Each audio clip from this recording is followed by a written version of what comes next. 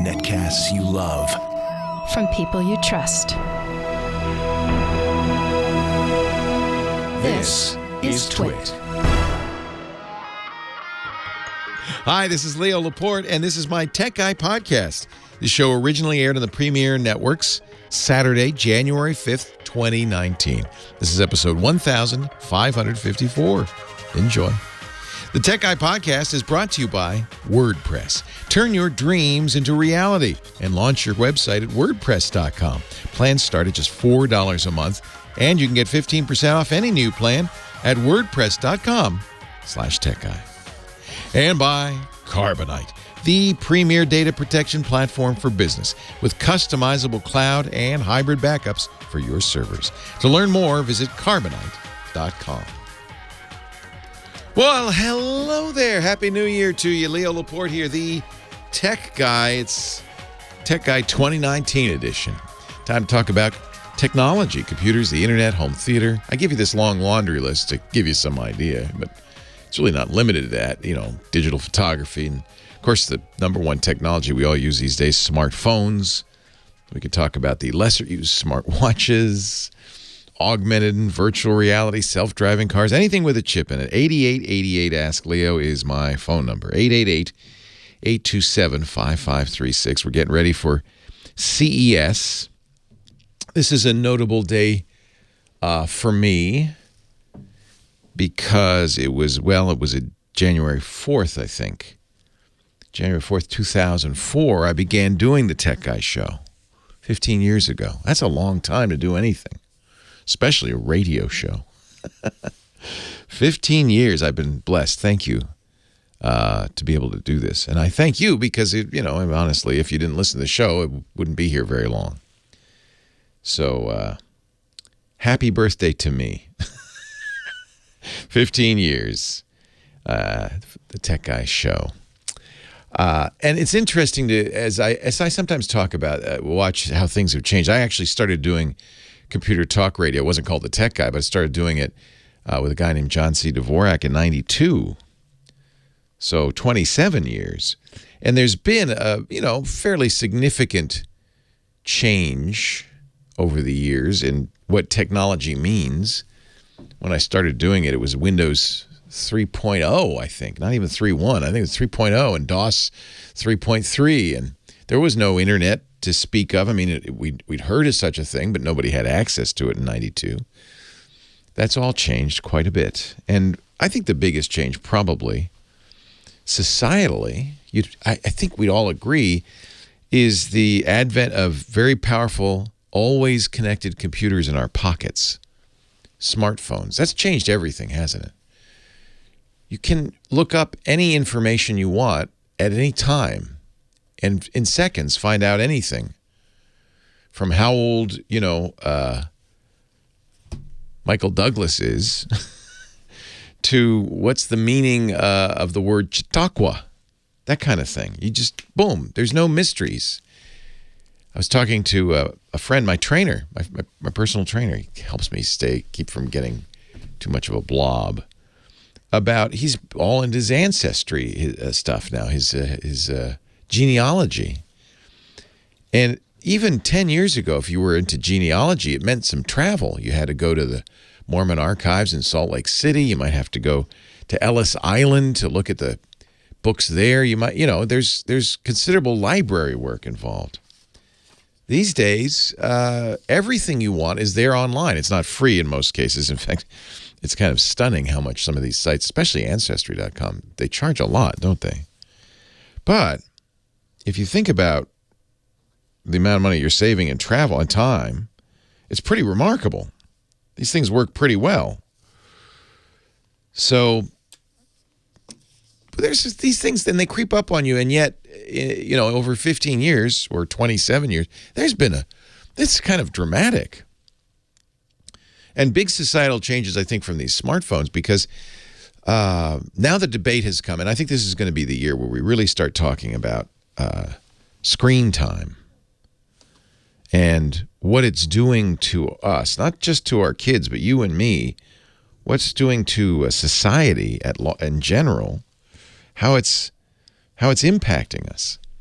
Because I think we're going to get a little personal backlash. I think people are going to start to step away from the social media. I may be wrong. Step away from the social media, the Facebook, the Twitter, the Instagram, the Snapchat. Step away from the screen. Wouldn't it be an interesting world if we all kind of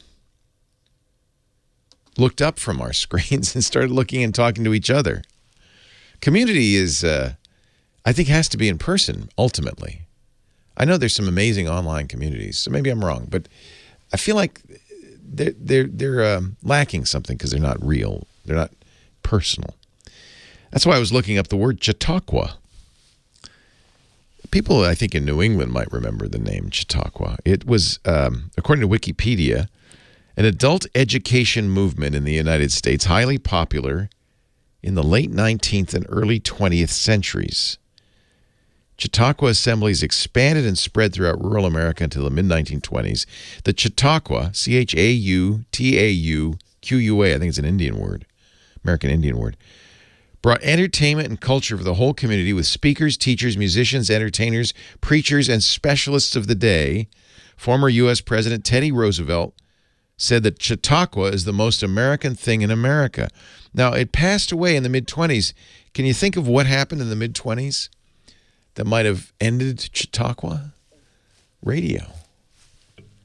All of those things, education, entertainment, speakers, teachers, musicians, preachers, were all brought into your home by technology. There was no need to gather under a tent to do all of this. And maybe we didn't lose anything. I don't know. Here I am working in radio for more than that. I started, I want to think about it, 43 years ago doing this. But, and I do think that this show is kind of like a Chautauqua. We talk, right? You can call and we have a conversation I'm not in the same room, but that's close. You can listen to the conversation, kind of be a part of it. One of the ways that I kind of encouraged that a little bit more using technology was we have a chat room where people, are talking in the background. And I'm watching the chat room all the time. And the chat room is another way people kind of participate in this Chautauqua of the airwaves. I want to bring the Chautauqua back. And maybe it's digital. I think it'd be kind of nice if it were in the real world, but maybe it's digital. But the idea of looking up from the screen, maybe you can, I don't know, can you have I guess the chat room is a screen, right? You can have a Chautauqua in the chat room. I think this works, talk radio works because it's multimedia. You can hear voices. You can't see them, but you can hear voices. We actually do a video stream if you want to watch. We have a chat room going. I think a lot of people in the chat room are watching the video stream and chatting. So yeah, that's a screen, but at the same time, you're kind of a little bit, even if you haven't left the house, you're kind of a little bit more engaged with a group of real people talking about real things in sentences of longer than 140 characters. I don't know. I kind of like what we're doing here. And I'm very grateful to you for the opportunity to do it. And I think this is going to be the year of the Chautauqua. Not just on the Tech Guys show, but in general. I think people might start looking up from the screens and start interacting with each other. I think maybe we've come so far down this line that now we're now ready to kind of take a step back. It was cool. It was wonderful. It was highly addictive. Maybe take a step back and to use the cliche, stop and smell the roses. See the people around you and talk with them. I don't know. What do you think? 8888 Ask Leo. See, we can talk about it. We can have a conversation. 888-827-5536. Toll free from anywhere in the U.S. or Canada. Outside that area, it's still toll free, but you have to use Skype or something like that to call. And if you call that number, 1-888-827-5536, it'll have the same results. Let's Chautauqua with each other. Let's open the lines and take some calls right after this. Leo Laporte, the Tech Guy. I got a late Christmas card. I opened it up this past weekend. Okay. From friends. Okay. And it had glitter in it. Oh, so it made a mess. And there is tiny little bits of glitter all over. So it looks like you got a stripper in your house. Yeah. That's my story, and I'm sticking with it. It was a Christmas card. Yeah, this glitter, you can't get rid of it. There was a good article this holiday period in the New York Times about glitter and the manufacture of glitter, which it's a mess. It's mostly made in New Jersey, and it's a secret, top secret. It's aluminized mylar in most cases that they chop up in different sizes. There's different colors, but it all just gets everywhere, and especially the fine glitter, and this is a very fine glitter. So, folks, just a note for next year: no more glitter Christmas cards, because it falls off. It's in the envelope, then you open it up, and it all spews everywhere. I always feel bad for the cleanup workers at any concert where they just shoot that stuff all over the place. Oh, I always think, you know, like, we're empathetic people. I think about that when I see that. Yeah, they explode the guns with the tissue paper and stuff. It's like, come on, somebody's got to clean that up. I'm the same person who gets irritated that people leave their popcorn stuff at the movies. It's like the trash can's right there. Just put it away. Oh, man. Take responsibility. You and I are both that way. Yeah, I don't know. Take your own personal responsibility. There's my rant for 2019. Thank you. Thank you. That's your contribution to our Chautauqua for today. And that reminds me of Cheektowaga. Cheektowaga. We get calls from Buffalo. Cheektowaga. Yeah, Cheektowaga. Yeah. My dad's from Buffalo. So. We get calls from funny name places all the time. So, speaking of which, we're going to go to a non-funny name. Lori in Burbank. She's wondering if she can retrieve files that were deleted on her iPhone. The perennial question. All depends on how you had your iPhone set up, isn't it? Perennial question. Yeah, it's for everybody. Everybody's always wondering. Thank you, Kim. You're welcome. Happy New Year. Happy New Year. And hello to Lori in Burbank. Hello, Lori. Leo Laporte, the Hi, tech Leo. guy. Hi, Leo. How are you? I'm well. How are you? I'm fine, thanks. Thanks for taking my call. Happy 2019. Oh, boy. Yes. Okay, so let's get to the question. I have my father's iPhone 5 that he had a hidden camera in his house, and it had an app where he could record his caregivers and different people. Anyway, unfortunately, he passed away. Oh, and sorry. The people, the people that were there deleted the files. Well, my brother recovered them. However, not all of them. So we see some things on there that are not too good. I would like to know if I can take the phone in to a place that does data recovery and retrieve the actual date that, So here's a couple of avenues to think about. Most of these cameras are tied to a website, and the phone isn't the only location of those videos. So what was the brand of the camera? Do you remember? I don't know. It was one of those hidden... I know the app, but I don't... The brand of the camera, I don't know, but I have the chip that was in the camera. What's the name of the app? Oh, I don't have it phone with me. Best cam or something? Doesn't matter. But the first thing to do is to kind of investigate whether that camera was... Some cameras, admittedly, send it right to the phone and there's no other copy of it. But that's unusual. Almost always they send it somewhere else. You say you had the chip that was in the camera. They're probably saved there for sure. Yeah, but it was written over. The actual day he passed away was overwritten. So I don't know if it... Wow, do you think the caregivers did that? Yeah. Oh, yeah, absolutely they did it. Because they didn't want you to know what they were up to. Exactly. Holy cow. Yeah. Well, the chip will be easier to recover than the iPhone. Oh. So the chip absolutely is recoverable. Okay. Overwritten or erased? That's the question. If it's overwritten, it's hard to recover it. Oh, yeah. Well, the deleted files my brother actually recovered. He's an IT guy. So he got those from the chip. Yes. Yeah. But he says there's others that might be on the phone. The first thing I'd investigate is whether that camera uploads to the internet. If so, then the account that that camera was attached to should have access to that. So that'd be the first thing I'd look at. A lot of these, like a Nest camera, they save those online, and you can access them online as well as on your phone. So that's the first thing. The second thing is an iPhone is a lot more difficult to get data from. You sounds like you have the passcode though, right?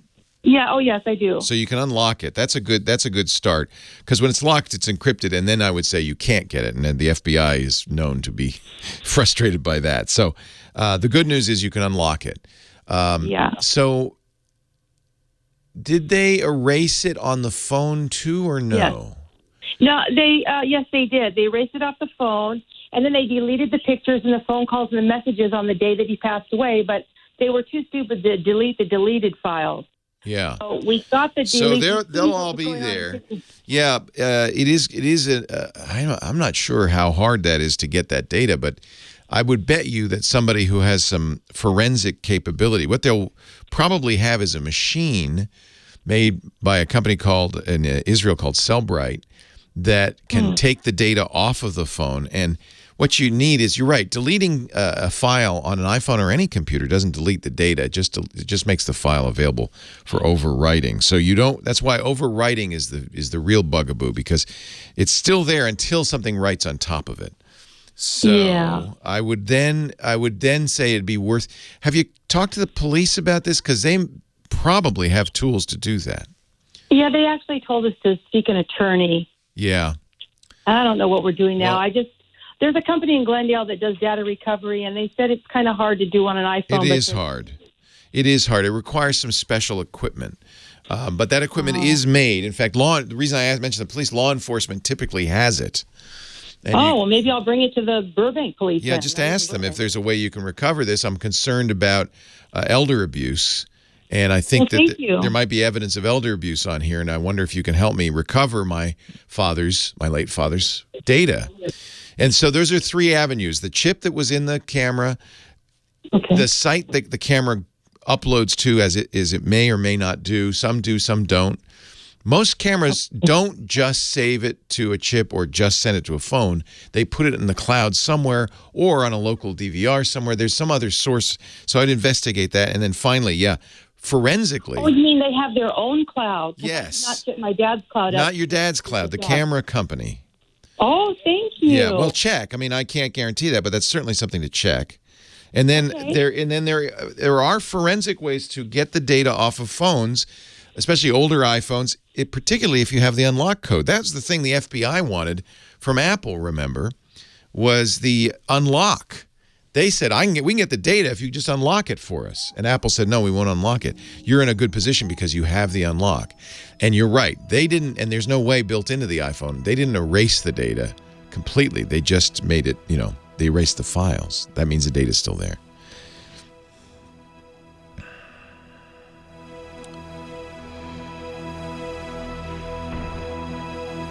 You're clear. Thank you, sir. Our show today brought to you by WordPress. So is my blog. So is so many things in the world today. In fact, I love this stat, and it's going up all the time.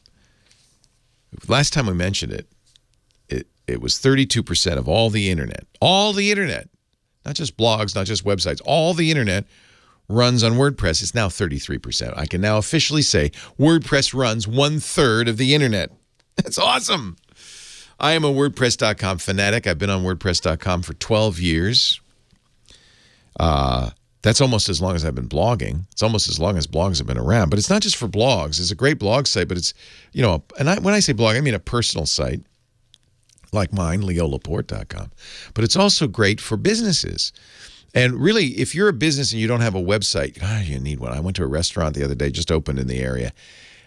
They had a Yelp page. They had a Twitter account, a Facebook account. Could I go to their website? No, because they didn't have one. It's the first thing you should make, not the Facebook page, the website. Everybody, even individuals, should have a website. That's the place you own when you upload videos and audio and text and pictures. It's yours. They stay there. WordPress guards them carefully, and you can get them at any time. Download them from WordPress.com. They're always safe. WordPress gives you all these great templates so you can make a site look exactly like yours, not some cookie cutter. They have all the features you want. No 2-week trials, no hidden fees. You control your content forever. And really, that's why WordPress was created by Matt Mullenweg all those years ago. I've been a fan ever since. It's built to grow with you, to get you where you want to be tomorrow with a great customer support team. WordPress experts who are standing by to help you 24 hours a day, including weekends. And I should point out, this is not some rinky-dink amateur hour thing. some of the biggest publications in the world use WordPress.com for their content. It's powerful. It scales. It's great. Some of the biggest companies on the earth use it to build their websites. And millions of people, of course, use WordPress.com every day to turn their dreams into reality. It's a simple, easy thing to do. Just go to WordPress.com. You can get a domain name there that's attached to your name so people can find you, like LeoLaporte.com. And right now, 15% off any new plan purchase if you go to WordPress.com/TechGuy. That lets them know you heard it on the Tech Guy podcast. WordPress.com/TechGuy. 15% off your new web page or site. I'm a huge fan. If you've been looking for somewhere to plant your flag on the web, this is the one. WordPress.com/TechGuy. Stop giving Mark Zuckerberg all your best stuff. Jack Dorsey at Twitter. Stop. Put it on WordPress.com where you own it. Hey, Scott. Hey, Leo. How you doing? Happy New Year. Happy New Year to you. You're not at CES yet. No, I leave tomorrow. Oh, man. Is that what you want to talk about today, though? Yeah. All right. Scott sent you an email. Scott sent me an email. How dare he? With a picture. It's good. It's good. Let's find her. Oh, that's 2004. It is. Wow. I think you told me that was one of your very first radio shows. It was you one did of the from first CEO, Tech Guy from shows. yes. Yeah. Wow, that's awesome. I forgot. Yeah, you were my first guest. That's right. Holy cow. That's right. It was amazing. I was walking down the hall, and you were walking the other way, and I stuck my hand out and introduced myself and told you who I was, and you said, "Hey, I'm doing a radio show from here. You want to be on?" Wow. And that was the start of all of this.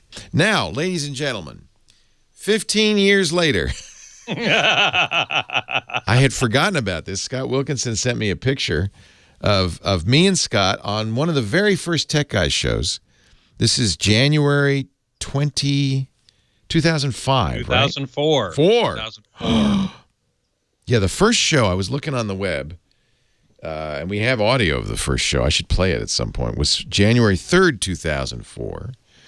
And I think we went to CES the next weekend. So this would have been January 10th, 2004.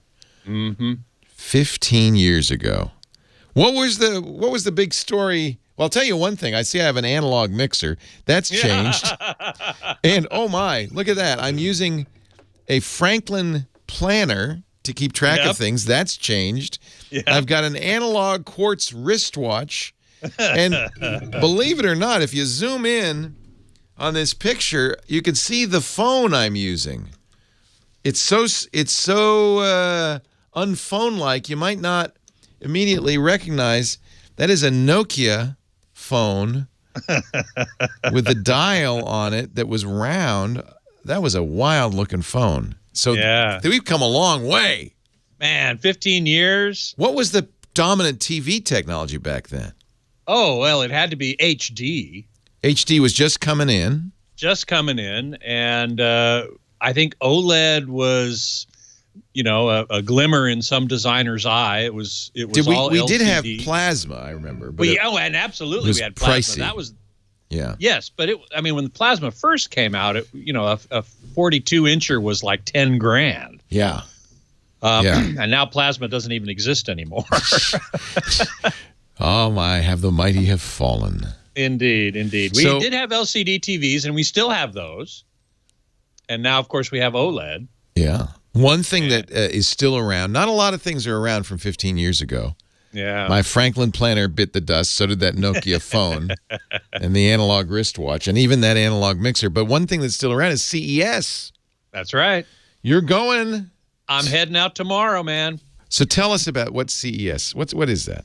Well, CES is the Consumer Electronics Show, although they don't actually call it that anymore. They don't want you to call it that. They just want you to call it CES. But that's what it is. It's the Consumer Electronics Show. It's just CES. It's just CES. It's the convention in Vegas every January, right after New Year's, at which all the manufacturers of consumer electronics show their latest stuff.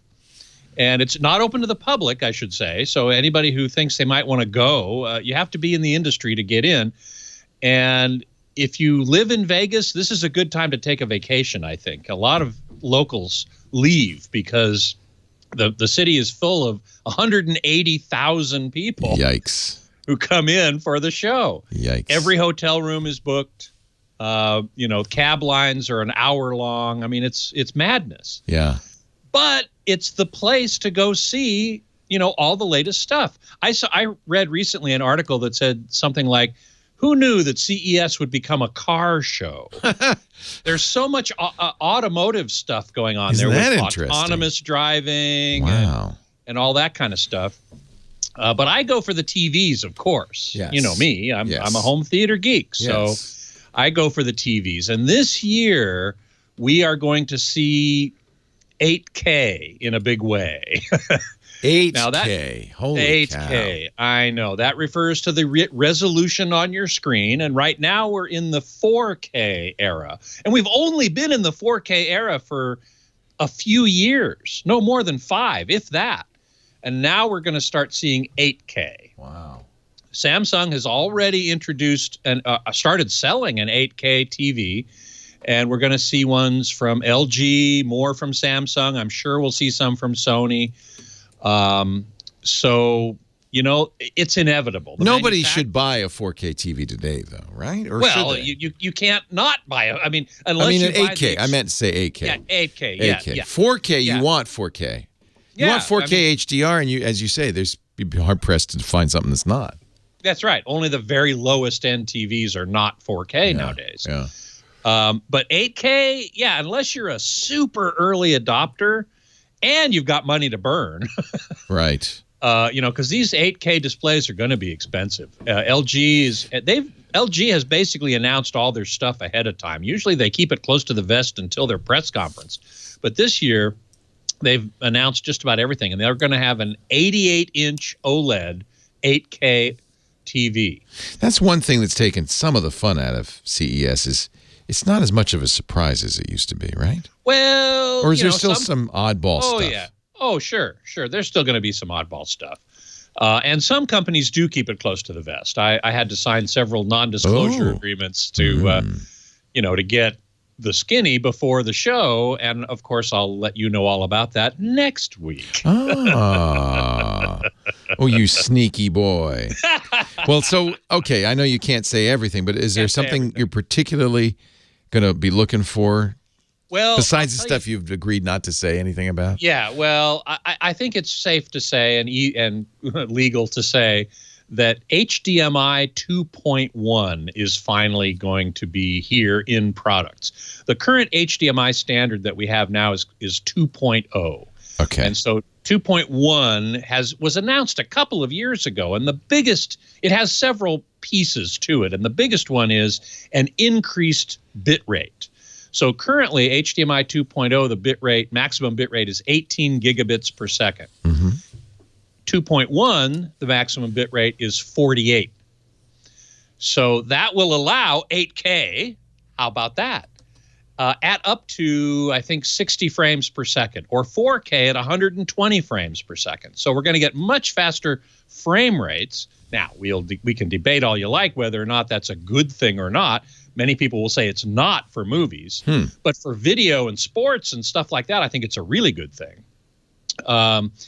And there are other things, too, like variable frame rate. Gamers kind of have this now, but it's going to soon be available in TVs. Very low latency. There's a lot of interesting things about HDMI 2.1. And we heard about it, as I said, a couple of years ago, and we haven't seen any products. And people have been going, when am I going to get, should I wait for HDMI 2.1 in a TV? Well, we're going to see TVs with it, at least from LG, if not from other companies. So that is coming down the pike. That's going to be pretty exciting. Do you need a new cable as well as for HDMI 2.1? Yeah. To take advantage of all the features that it offers? Yes. Oh, my. However, it's fully backward compatible, so it will work with existing cables. You just won't get necessarily all of the new features that HDMI 2.1 offers. So I'm glad that they made it fully backward compatible. That's really important. Yeah. But you might not, the existing cables won't necessarily be able to convey 48 gigabits per second. Wow. That's the main thing. Well, get the pedometer ready. I know you walk is. many, many miles on the show floors in Las Vegas, you and the 180,000 other people. If you're fighting your elbow your way through. I'm not going to go this year. I felt bad about it, though, and I think I might go next year just because I think I should go every 5 years. That's when you see a big change, right? Yep. Incremental change. Very well. Scott Wilkinson, our home theater geek, joins us each and every week. Next week, he'll be a little footsore, but he'll have all the latest from CES. Leo Laporte, the tech guy. More calls right after this.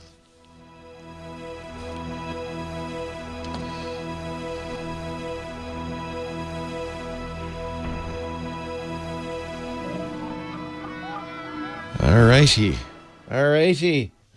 Let's give you the con here. Let me just Thank you. make my switches. Switch my switchers.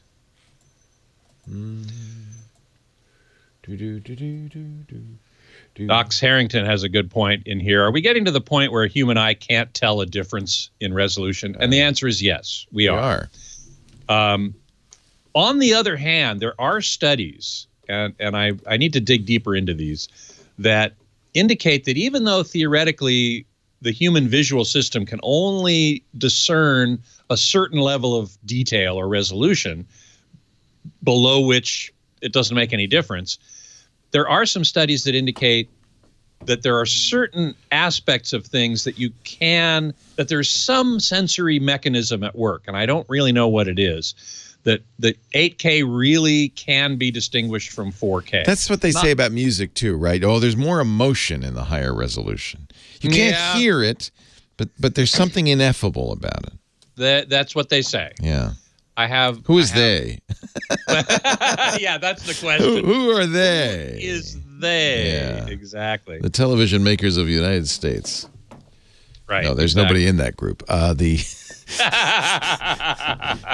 am going to a press conference of the 8K Alliance. Oh, there is that'll be fun. A group of companies that are joining the 8K Alliance, so that'll be very interesting. I think it's reasonable to think that maybe you can't see the individual dots, right? But it's more. But the overall impact of it is more accurate. Somehow. Exactly. It has a more three-dimensional look. Yeah, is what I've heard a lot of people say, and I've seen it myself. And that as opposed to actual 3D, which is now pretty dead. Right. Except in the movies, except in commercial cinema. There, you're still getting a lot of 3D at IMAX, and Real D is still going strong in commercial cinema. But TVs, it came and it went. Yeah. It's gone. Yeah. Notice they didn't even bother to try to do virtual reality TV. They just skipped that entirely. I am interested. There's a whole VR section in the South. Well, 8K will benefit VR because big time. Yeah, in fact, 4K really was jump started by VR. And even that, it's 4K total. It's less than that per eye. Right. And even a 4K headset, I can easily see the pixels. Oh yeah, because you're right up next to it. You're right. It's like an inch away from. Yeah. But for example, I'm looking forward to visiting a booth from a company called Pimax. Have you heard of them? No, Pimax, an 8K VR headset. Good.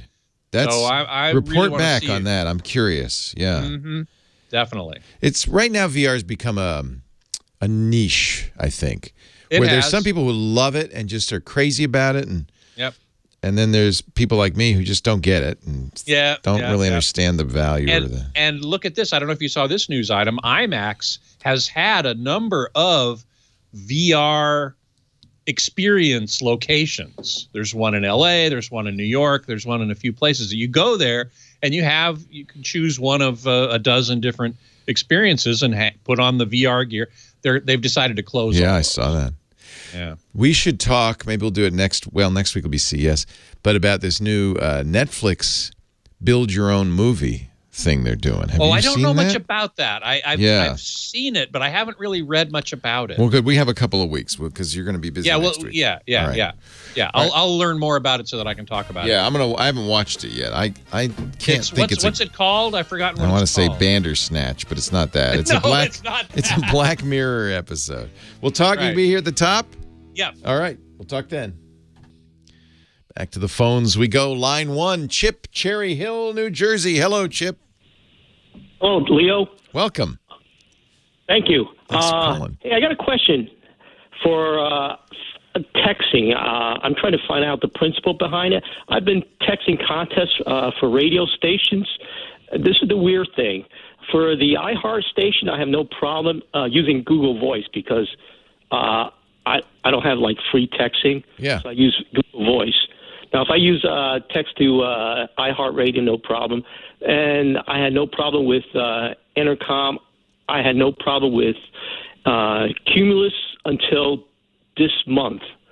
I don't get a bounce back anymore. Yeah. So I'm trying to find out what. Technically, text messaging uses a service called SMS, Simple Message Service, that goes through, it's not a data service. It's not, data is like browsing the web, getting email. It's a service that sits on top of your voice, your analog voice phone service. So it's a very old-fashioned short message service. It's a very old-fashioned system. And I think in most cases it's going to be replaced by data. Google Voice is data-based.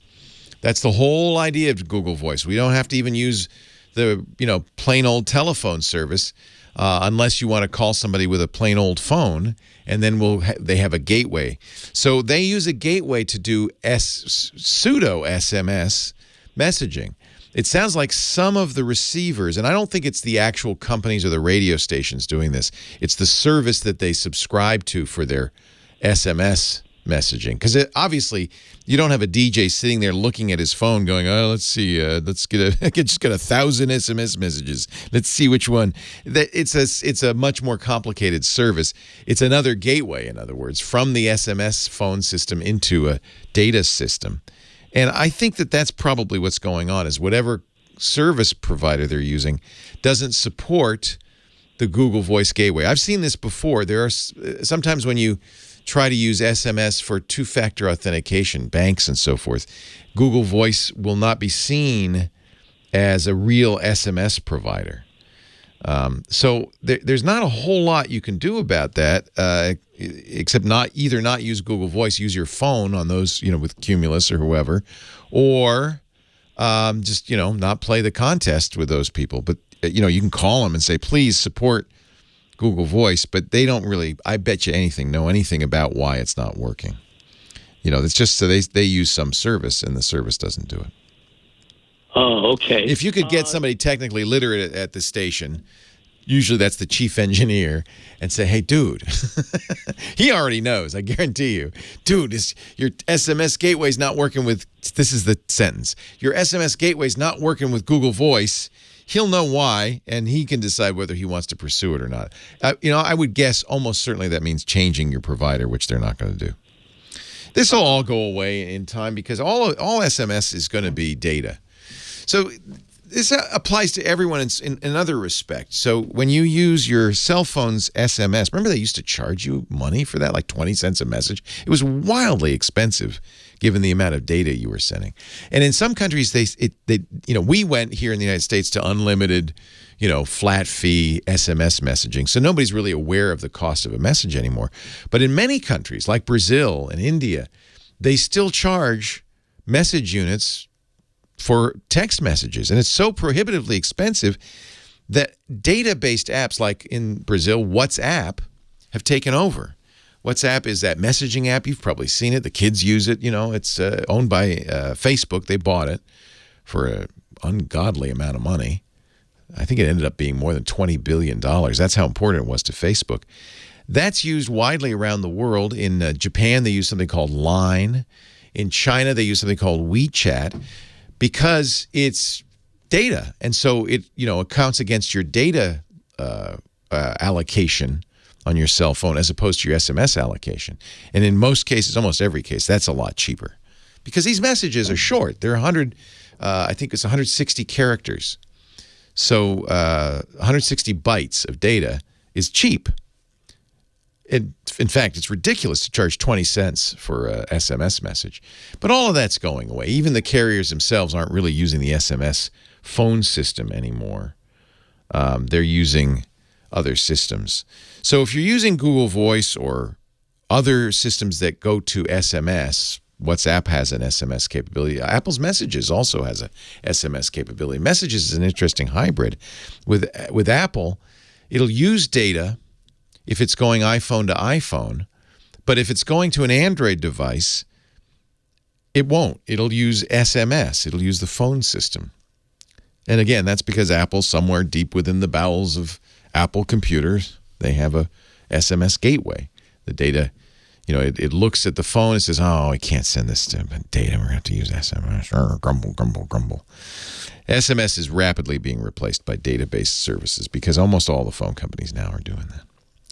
So that's why not much you can do about it. But I'm glad you called and asked. Now you got to get a hold of the chief engineer. Line 2, Sergio, Miami, Florida. Leo Laporte, the tech guy. Hi, Sergio. Hey, Leo, how you doing? Long-time listener, first-time caller. Well, I'm glad you called. Thanks for listening. Hey, I have a quick question. I'm a big fan of Android, and I'm a big fan of Android Auto. I drive around a lot all day. Nice. You like it?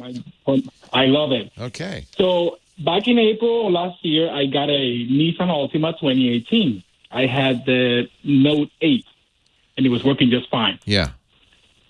November 1st, I got the Pixel 3. I think it was November, like middle November. Great phone, and it's from Google, so Android Auto should be perfect on that. Should be perfect until December 5th when they pushed the new update. Oh, no. They broke it? They broke it, but it's funny because it works on my wife's Volkswagen Jetta. Yeah. It's fine. So it's really probably Nissan that broke it. They did do updates to... They're constantly doing updates to Android Auto, but I think that December 5th update was a significant update, as I remember, in terms of look and feel and which apps you can use. There were some big improvements. It sounds like, and this happens all the time when you've got systems from two different companies that have to interoperate. There's something about the way Nissan has implemented Android Auto that made it incompatible with the update. Now, I'm almost certain Nissan or Google or both will fix this. It's only been a month, right? Because that's not a good thing to break it for some hundreds of thousands of users. Mike B is saying the December 5th update broke his heads-up display on his Honda Accord as well. So it's other companies, and this happens, and you just have to. There's not much you can do about it except hope that Nissan or Google will do something about it. It may not have happened to your Note 9 yet, only because the Note 9 is still on the November update. Yeah, it hasn't gotten the Pi update. Yeah, as soon as it gets Pi, boom, it'll break too. So I think it's just a matter of, you're inconvenienced. And I'm sorry, and just we're at the mercy of these guys, unfortunately. Leo Laporte, the tech guy. You're clear. Thank you, sir. Now, ladies and gentlemen, I give you 8 minutes and 40 seconds of Scott Wilkinson. Enjoy. Thank you so much, Leo. Yes, I sir. appreciate that. Hey, everybody. Nice to see you all. Let's see. Oh, yeah. Colonel asked me about my clock in the background, which I guess, you can see. It's over here. It's called the Tix clock. And he asked if it was binary, and it is not, actually. The one above it, the one sitting on top of it, is semi-binary. You have two clocks you can't read. That's right. Twisted Mister said that he has a clock in his office. It's a regular analog clock, but it runs backwards. Three is on the left side of the clock. That's my kind of clock. I prefer digital clocks, to tell you the truth, over analog. But that I would put in my room. That's pretty cool. It runs backwards, drives people crazy, and I love that. Tim Elliott asked if LCD TVs still exist without LED lighting, and the answer is I don't think so. I don't know of any. Before LEDs, LCD TVs had fluorescent lights as their backlight, and they were little tubes like in offices, except smaller, much smaller. And there were these rows of fluorescent tubes behind the screen, and that's how you got your backlight. Nowadays, they're all LEDs, either on the edges or in a full array behind the screen. And the full array behind the screen is much better than having them along the edge in every case, in my opinion. And so Vizio made a really good decision several years ago to make all their TVs with full array backlighting with another feature called local dimming, in which basically the array of LEDs behind the screen are divided into smaller zones. And each of those zones can be brightened or dimmed independently. So if you have an image on the screen of outer space with a bright sun in one corner, then the zone behind that sun can be brightened and the zones behind outer space can be dimmed, and it can really improve the perceived contrast. Now, it's important to know that the more zones, the better. And as you get less and less, as the price tag of a TV gets less and less, if it's full array local dimming or FALD, then there are going to be fewer zones. Those zones are going to be bigger. And so if you have a small thing, a small bright thing in an otherwise dark image, the darkness around that small bright thing will probably be brighter than the other areas of the image that are also dark, because that whole zone has to brighten up. Therefore, having more zones is better. Now, I can't really tell you this until next week, but Hisense has a very interesting solution to this problem, and I will tell you about it next week. So let's see. Oh, Mike Heiss is in the chat room. How you doing, Mike? Actually, Samsung is holding what's called their first look Sunday evening in Vegas before press day on Monday. Well, Sunday is press day too. It has events like CES Unveiled, which I've never been to in all the 28 years now that I've been going to CES. But it's a bunch of companies that sort of show their stuff. There are several of those types of events. There's one called Showstoppers, and there's one called Digital Experience. And so I'm not going to that, but Samsung's doing their first look Sunday night. So I'm driving out. Mike's flying out. Good for him. But I always drive out because it's not that far from LA. It's only, like 250 miles, something like that. Now, depending on how rainy it is, if it's pouring down rain, as some people have said in the past, I might wait till Monday, but I hope that's not the case. I hear the heaviest rain in LA is going to be tonight. So hopefully it will disperse by tomorrow and I'll be able to drive really without too much problem. Let's see. MacBookie is asking, would you recommend a Samsung 8K TV? My response to him was, well, not unless you're an avid early adopter. And I was almost going to say rabid early adopter because there's no 8K content. As I think Twisted Mister or somebody said earlier in the chat room, 8K TVs depend entirely on their upscaler, on the video processing, in order to produce an 8K picture, because there's no 8K content. There just isn't. Well, there's a bit on YouTube, a bit. And I think the 2020 Olympics are going to be broadcast in 8K, but I think only in Japan. Now, in Japan, there is 8K content. They've actually started a satellite channel with 8K content. So if you live in Japan, then yes, it might be worth getting an 8K TV because you actually have 8K content. Now, otherwise, if you live in the US or Europe or somewhere else, you're not going to get any 8K content except a little bit of demo material on YouTube, which means everything's going to get upscaled. So I'm not in a big hurry to get an 8K TV, to tell you the truth. 4K is perfectly fine for me. I enjoy it very much. I watch Ultra HD Blu-rays. I am meeting with the Blu-ray Disc Association at CES, and I'm certainly going to ask them, if there are any plans to implement 8K on UHD Blu-rays. I tend to doubt it, to tell you the truth, because that's 4 times as many pixels. which means 4 times the data of 4K. So that's going to tax even the mighty capacity of Ultra HD Blu-ray. Scooter X says, bring snow chains. Yeah, I'm a little concerned about that. The Halloran Pass, just before you get to the Nevada state line, is at over 4,000 feet. So I don't have any chains. So I'm hoping that they're going to keep the road open. Otherwise, I'm going to be really stuck. Mick had a bad experience with a 42-inch Hisense TV. The picture went blocky and wonky, and the audio went wonky, and I dumped it for a larger Samsung. Well, I'm sorry to hear that. Was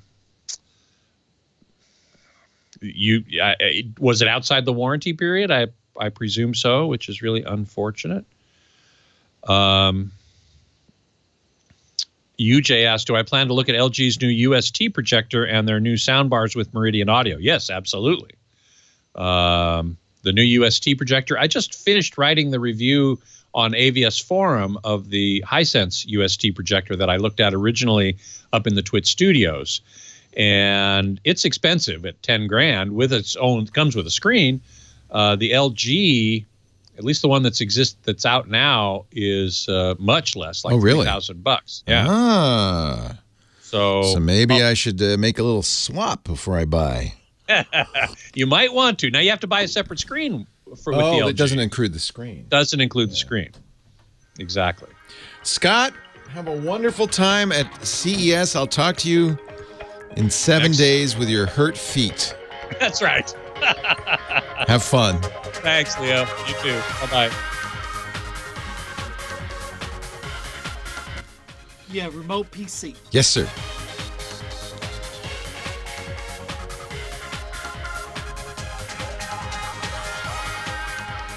Well, hey, how are you today? Leo Laporte here, the Tech Guy. Yeah, Tech Guy time. The first show for 2019. Hello, everybody. Time to talk about computers, the internet, home theater, digital photography, smartphones, smart watches, everything with a chip in it. Phone number, if you would like to call, is 8888-ASK-LEO. There's a website associated with the show. It's free. There's no sign up. You just can go there if you hear something and you want to know more. We put it all on the website, techguylabs.com, including audio and video of past shows.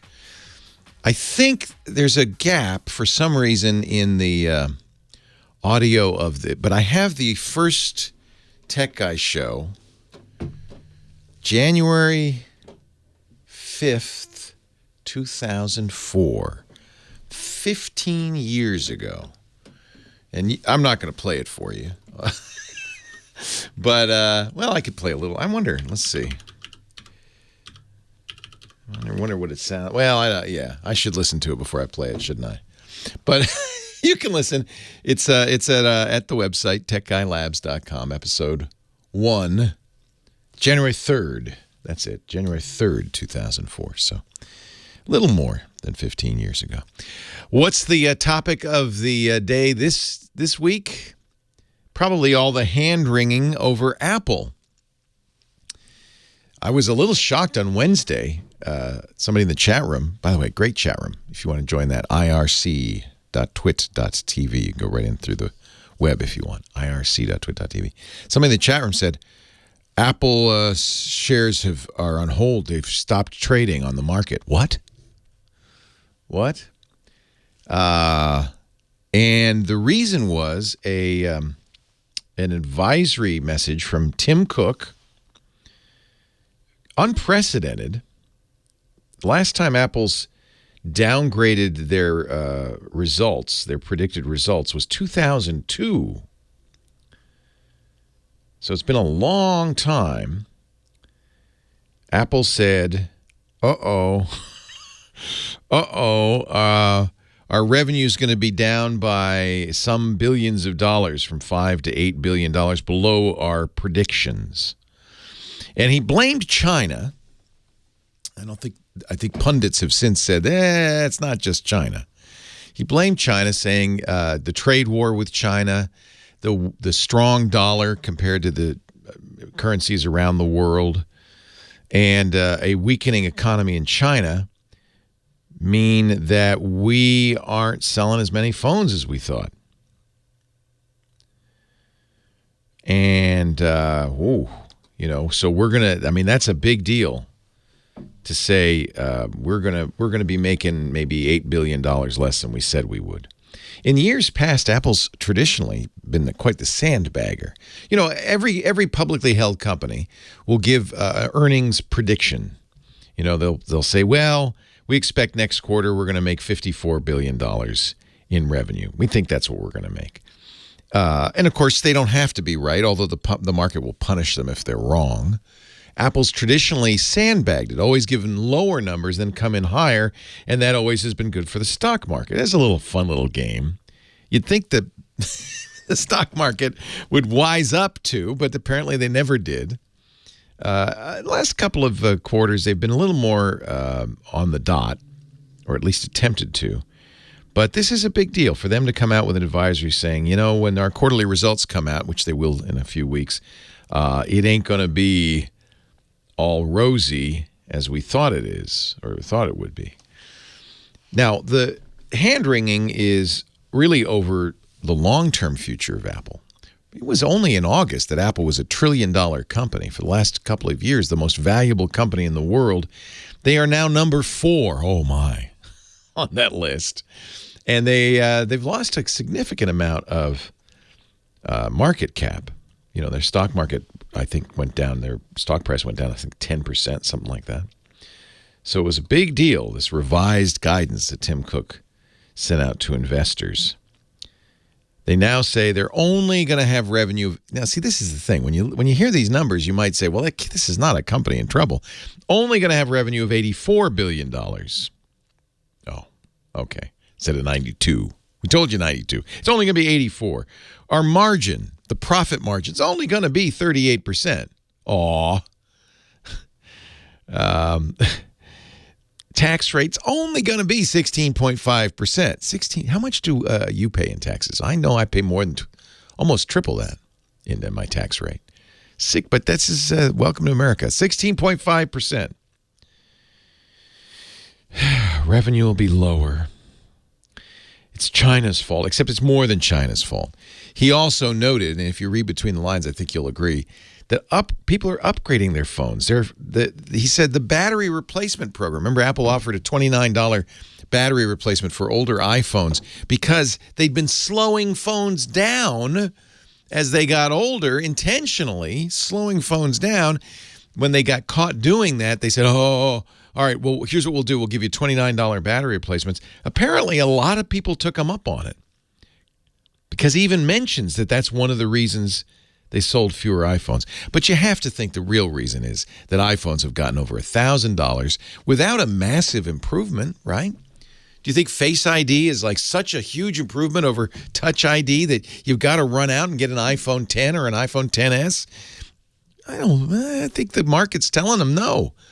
My mom did the $29 upgrade to her iPhone 6. She calls it literally her beloved iPhone 6. She likes the headphone jack. That's gone, so she can't upgrade there. And she's perfectly happy with the iPhone 6. Does everything she wants. She likes the size. Now with the new battery, everything's fine. The real problem has been brewing for a while because really iPhone sales were flat last quarter. They've been tapering off. Apple had hoped that the Chinese market, this giant billion consumer market, would change its fortunes.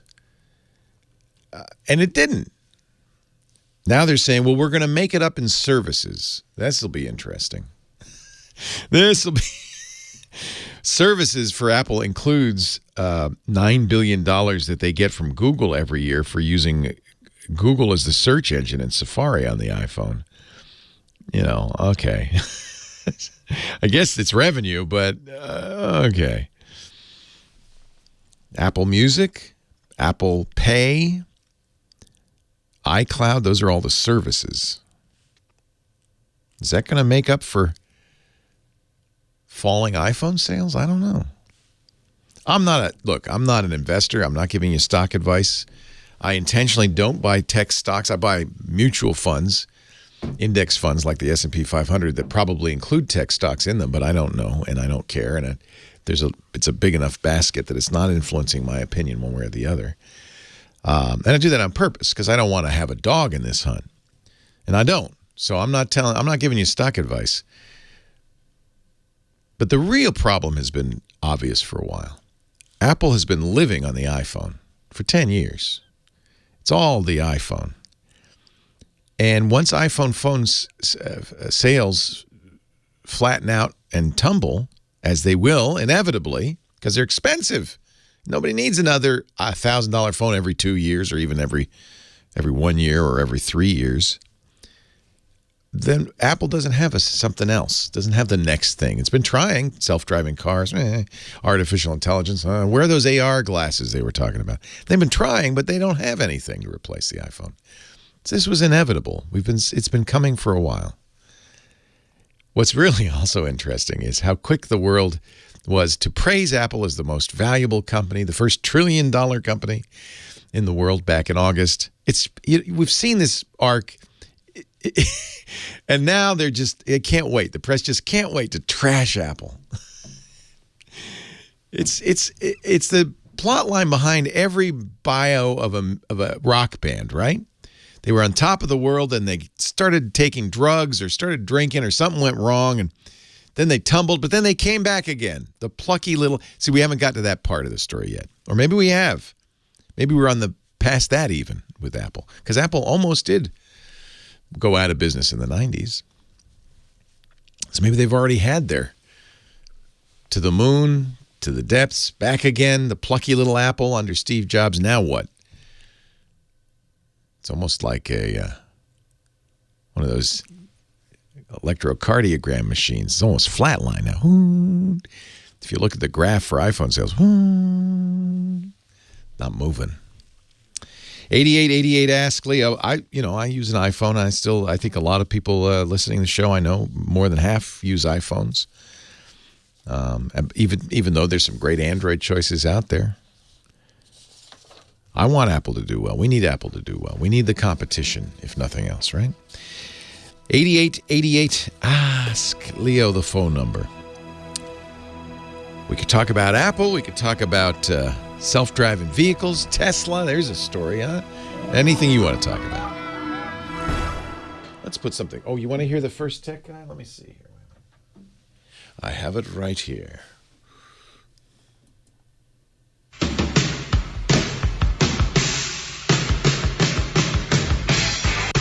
KFI AM 640. Well, good afternoon. Hello, and how are you? I am Leo Laporte, the tech guy, the new tech guy on KFI AM 640. More stimulating talk. Oh, man, am I excited to be here. This is cool. This is cool. Now, if you're just tuning in, you're saying, wait, what's going on? I don't buy NASDAQ. Well, there have been a few changes at the station, and as always happens, in this business. But I am so excited to be here. I know Jeff well. I've been on the show many times, and I think he's a great guy. The late Jeff Levy, who I replaced. Somewhere else. And wow, I'm thrilled to be here in his place. So if you're just saying, wait a minute, this is strange, just give me a little time. Give me a little time. I know it's a new voice, new style, new thing. Give me a little time. We'll see how it works out. Let me tell you a little bit about myself. I've done this once or twice before. Let me think. Let me do a little calculation. Yeah, 27 years in radio. Ooh, I must be ancient. I started very young. Oh, as a child. Did a little TV. For the last 6 years, I've been hosting shows on Tech TV. I was still on Tech TV when we were doing this. Cable network. Kind of, I guess, like the Food Network for geeks, basically. And I'm the King Geek, which is pretty cool. I host a show called Call for Help, which is on at noon, and repeated then some other times in the schedule. I think 9 a.m. And Neighbors, which is on at 4 p.m. and then repeated at 9 p.m. Tech TV, you may have seen it. It's on Dish Network, channel 191. It's on DirecTV, channel 354. It's on many cable systems, probably in the higher-end digital. A lot of systems around here. There's no individual channel. You just have to check your channel guide, figure out where we are. I hope some of you have seen that show. If you haven't, well, I guess that's by way of introduction. You can read more about, my multifarious... I guess the tape is wearing out here. On the website, if you go to KFI640.com and click the Leo Laporte. Bill Handel. Thank you for the call, Jess. Thank you. Take care. Hope to hear from you more. I don't think it's that different. Leo Laporte, the tech guy, 8888. Ask Leo. Christy, Toms River, New Jersey. Leo Laporte, thanks for calling. Thank you, Leo, for having me. My pleasure. Thanks for hanging on. No problem. So my parents have a 7-year-old HP all-in-one PC. Okay. That, obviously, after maybe even 8 years, but obviously it's getting slow. Things are starting to happen. What I'm going to try to do is download Neverware to put Chrome OS on it and see if that works. If that works, that's great. That'd be a good use for it, yeah. Yeah. All they use is Chrome, literally. Yeah. So my thing is, I told my parents, if that doesn't work for whatever reason, they have to be prepared to make a decision as to what they want to do next. I don't want to get them Windows. They literally only use Chrome. But my thing is they want their 21-inch screen. Yes. A 21-inch screen Chromebook is way too much money for them. No, but they make Chrome OS all-in-ones. Did you know that?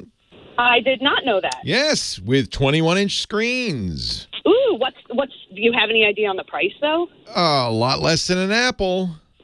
What is it? Let me look. I think HP makes one.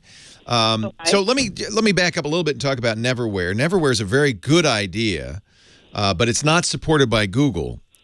You may know that the Chrome OS that's on Chromebooks is based on an open source project called Chromium OS.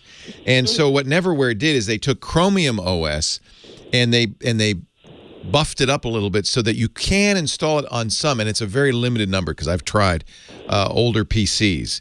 A lot of schools might want to do this because they have old PCs just like that HP that they don't want to throw out, and they put Chrome OS on it, and actually turns out Chrome OS is a very good choice for schools. It's also a good choice for people who just use Chrome, like your parents.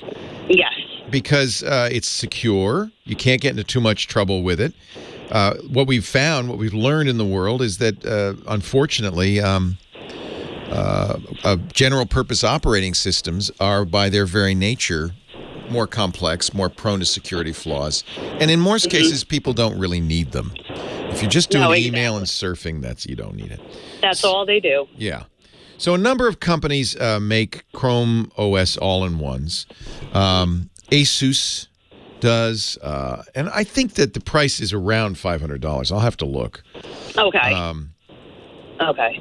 They have it. There's a name for these Chrome OS devices. And by the way, because it's CES time, there probably will be more of these announced. Oh, nice. Yeah. Chrome OS is taken over.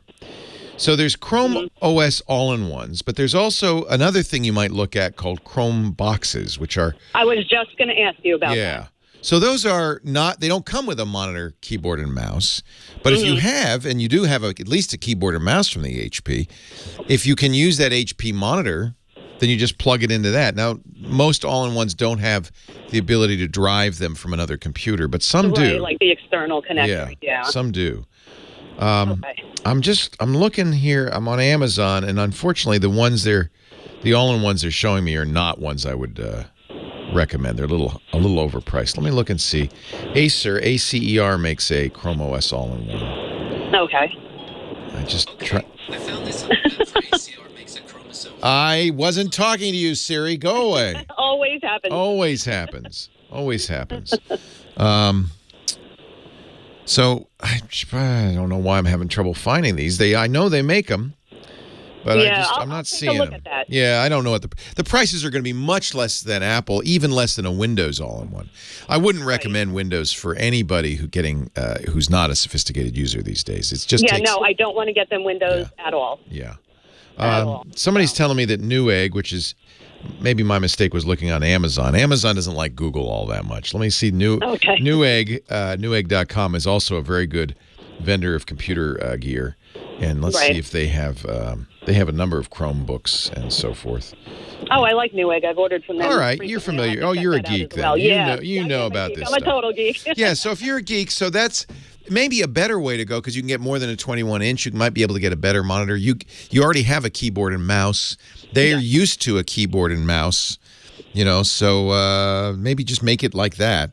24-inch, according to John in Florida on Newegg, $548 for an all-in-one.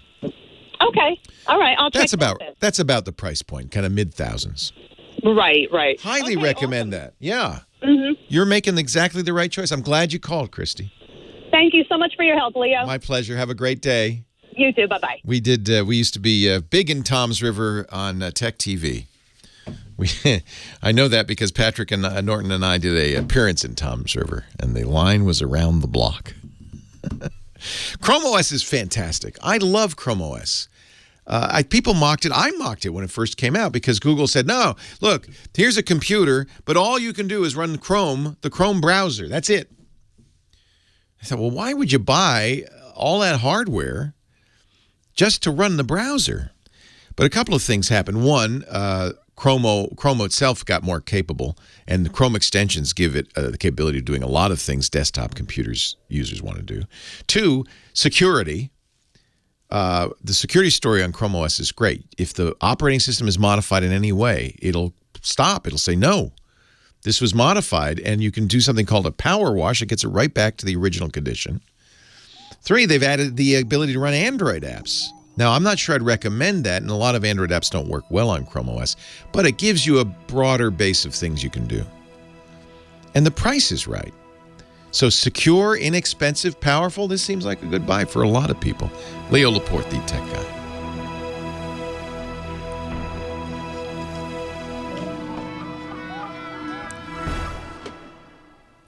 Johnny Jet! Oh, Happy New Year. Happy New Year. Oh, look, you're all tropicaled out. I am. Are you in Hawaii? You tell me. I can't see anything. It looks like it's rained in. Oh, there's the ocean. Wow. Are you in Bali? Where are you? Right on the ocean. I'm in Maui. Maui. Wowie. We're going to go to Kauai in April. I'm very excited. Awesome. Yeah. You know where you're staying? Yeah, Lisa finally told me, but I can't remember the name of it. It's a resort. I'll find We were it. there several months ago. I can't wait. We stayed at the Hyatt. I can't wait. We're going to Kauai in a few weeks. You are? Alex Gumpel's going in a couple of weeks. To Kauai or He's Maui? got an to Kauai, Airbnb in Princeville. We are staying at the Kaloa Landing Resort at Poipu. Oh, you know what? I think my buddy Chris stays there. I'll have to ask him. Lisa has a condo-like setting. I don't know. Yes. Yeah. He loved it. Poipu's up high. It's a good little hike from the airport. It's a little drier. Yes. It's in the sunny south shore of Kauai, next door to some of the best shopping and dining on the island, and a short stroll from the world-famous Poipu Beach, situated on 21 acres of lush tropical foliage. Well, I'm supposed to be going to the golf tournament here, the Century Golf Tournament. Are you a golfer? I've been so sick. No, but I've been so sick. We were in Honolulu for a week, and I must have picked something up there. So Anthony says, do the first 3 miles of the Nepali hike. All right, I will. Anthony. All right. He's been everywhere, man. He's Johnny Jet. And he's coming to us now from a beautiful over-the-ocean view in Maui. Are you in Wailea? Where are you, John? No, I'm on I'm actually Lahaina and then the Pili Kai Resort. Ooh, Just I like check out, Lahaina. actually. That's the cute little town there. And I mean, the views are amazing. beautiful. I go to bed I've been going to bed every night with the doors wide open and just listening to the ocean. I mean, I haven't slept better. I know. I love that. I love that sound. It's the best. How wonderful. I mean, it really is. And he does this for a living, folks. I'm actually my wife's plus one. She's out right now doing Pinterest work for Maui Tourism. We should mention that Natalie, your wife, is a Pinterest influencer. Pinfluencer. A pinfluencer, if you will. Yeah, her handle's Natalie Discala. Same on Instagram. Discala. You got it. So I'm watching. Is it Natalie Jack with an I or an IE at the end? with an I. Just the I. No. Natalie's IE. IE. N-A. Yeah, for Natalie. He's confused. That's your wife. We're talking about your Discala. wife, Natalie. Natallie Discala. You got it. On Pinterest. And Instagram. And I'm watching my boy, so if you see me just dart, that means he just took off. But I have PBS on right now. I keep him quiet. He's watching Nature Cat. Oh, nice. So, yeah. Nice. So tell me, as always, Johnny joins us each week to help us travel better with technology. Tell me some ways that you're traveling better these days. All right. Well, I got a couple. So LAX has a new website for traffic alerts, which is pretty cool. And I mean, I know you have a lot of readers or listeners. We call them listeners in the radio business. Yes, that's right. From LA. So actually, I'll put it in the chat room, but it's kind of a long URL. It's online.la.a.org and then LAX Map Alerts. I'll put it in the chat room and I'll tweet it out. Okay. But what I love about it, first of all, there's a secret to saving at least 15 minutes of your life going into LAX every time. What's that? And that's using arrivals. If you're going to fly somewhere, ask to be dropped off at arrivals. Unfortunately, Uber and Lyft cannot. They get fined $1,000, and that's why. Whoa. That's why the departures level is so crazy because there's so many Uber and Lyfts up there. Even if you're arriving, you don't. Oh, I guess departures. You can't be arriving. Even if you're arriving, they pick you up at departures level. Okay. So you cannot get them to drop you off at arrival. So you need to either take a private car. I use Black Lane, by the way, or a taxi. Okay. Or have a friend or a family do it. But it will save you 15 minutes. But this new website, it has different overlays, which are pretty cool. So you can see the closures, you can see the parking situation. You can also put a Waze traffic overlay on top of it, which exactly. is kind of cool. You could turn I'm going to turn construction on. I'm going to turn emergency vehicles on. I'm going to turn labels on. I'm going to turn Waze on, and you can see, oh, look, it's green except for this area here. What is that? Oh, that's departures. Stay away. So at the top, there's also a thing for direction. So you can pop put in wherever you're coming from. So it'll tell you. But again, it will save you 15 minutes almost always by getting dropped off at arrivals. Wow. Because just the congestion once you get into the terminals is insane. And a lot of times what I'll do is I'll have someone pick me up at arrivals on Terminal 7. Even if I arrive, American Airlines at Terminal 4, I'll just walk. And that way they can do a little shortcut. I'm an LAX expert. Now that I think all mass transit is now wired, right? You can the buses, they know where they are, they know where we know what the traffic is everywhere. What LAX is doing, every airport should do, every city should do. You should be able to go onto your phone at any time and say, what's the traffic like? What's the situation? How many buses? When's the next bus? All of that, because it's all wired. The problem is, and it really bugs me, a lot of jurisdictions, cities, airports, whatever, want to make money on it. Even though it's public information with public sensors, they don't let other companies use it. They don't have an API. They want to sell an app or have an app that they do. You have to go to their website. That means it's all spread out, and it's not useful. Yeah, that drives me nuts.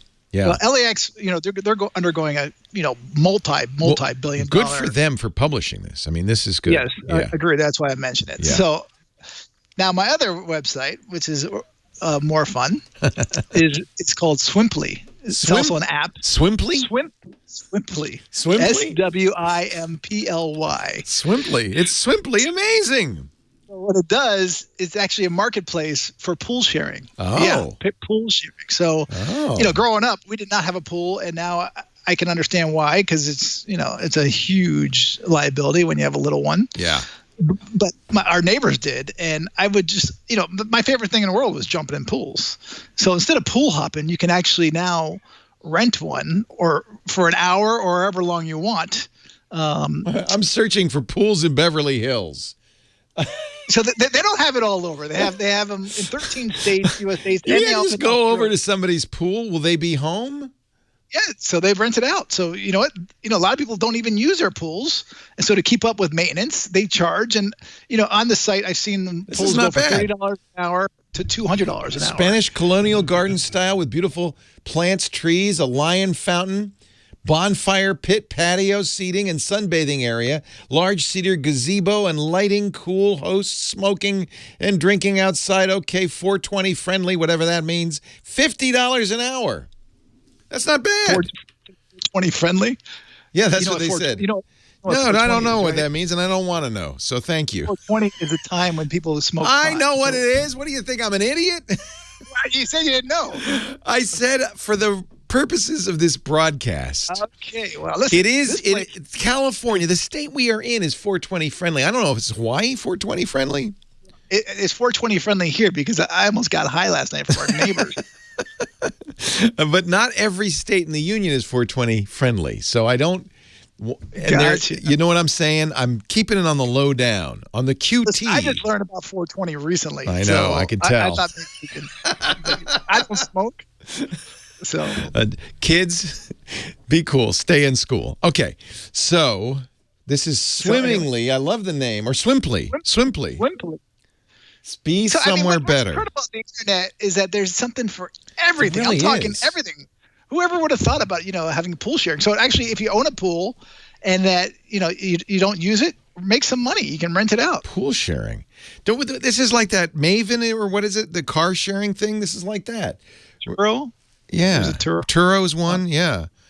Wow. Yeah. All right. I mean, there's something obviously now you can do anything on the internet. All right. You find it. And travel, and it's great for travelers because, hey, if you're renting an apartment or Airbnb and they don't have a pool, try and rent a pool yourself somewhere else. Earn up to $50 for everyone you invite. Share Swimply with your friends. Refer and earn. This is something obviously pretty new. Some of these are more expensive. I think it's an Australian company because it's in the U.S. and Australia, and I think it's in Cyprus because I just quickly looked again. Yeah, and it said Larnaca, and I'm Here's like, Larnaca. One in Saskatoon. It's probably a little chilly right now in Saskatoon. So going to a pool in Saskatoon right now, maybe not the best idea. But I think you, Johnny, you and Jack should put on your Hawaiian swim trunks and run down and enjoy the beautiful weather. Thank you, Johnny. We're going down. JohnnyJet.com, that's his website. Instagram, Johnny Jet. He's on Twitter as Johnny Jet and has lots of great stuff on the website. Johnny, enjoy Maui. You're going to a golf tournament. Have fun. No, I was going to go. I've been sick. You bailed. I don't want to get anyone sick. So I'm not going.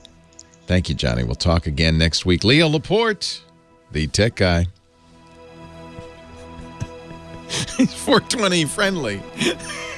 I was shocked to hear that. So I mean, you picked a good one.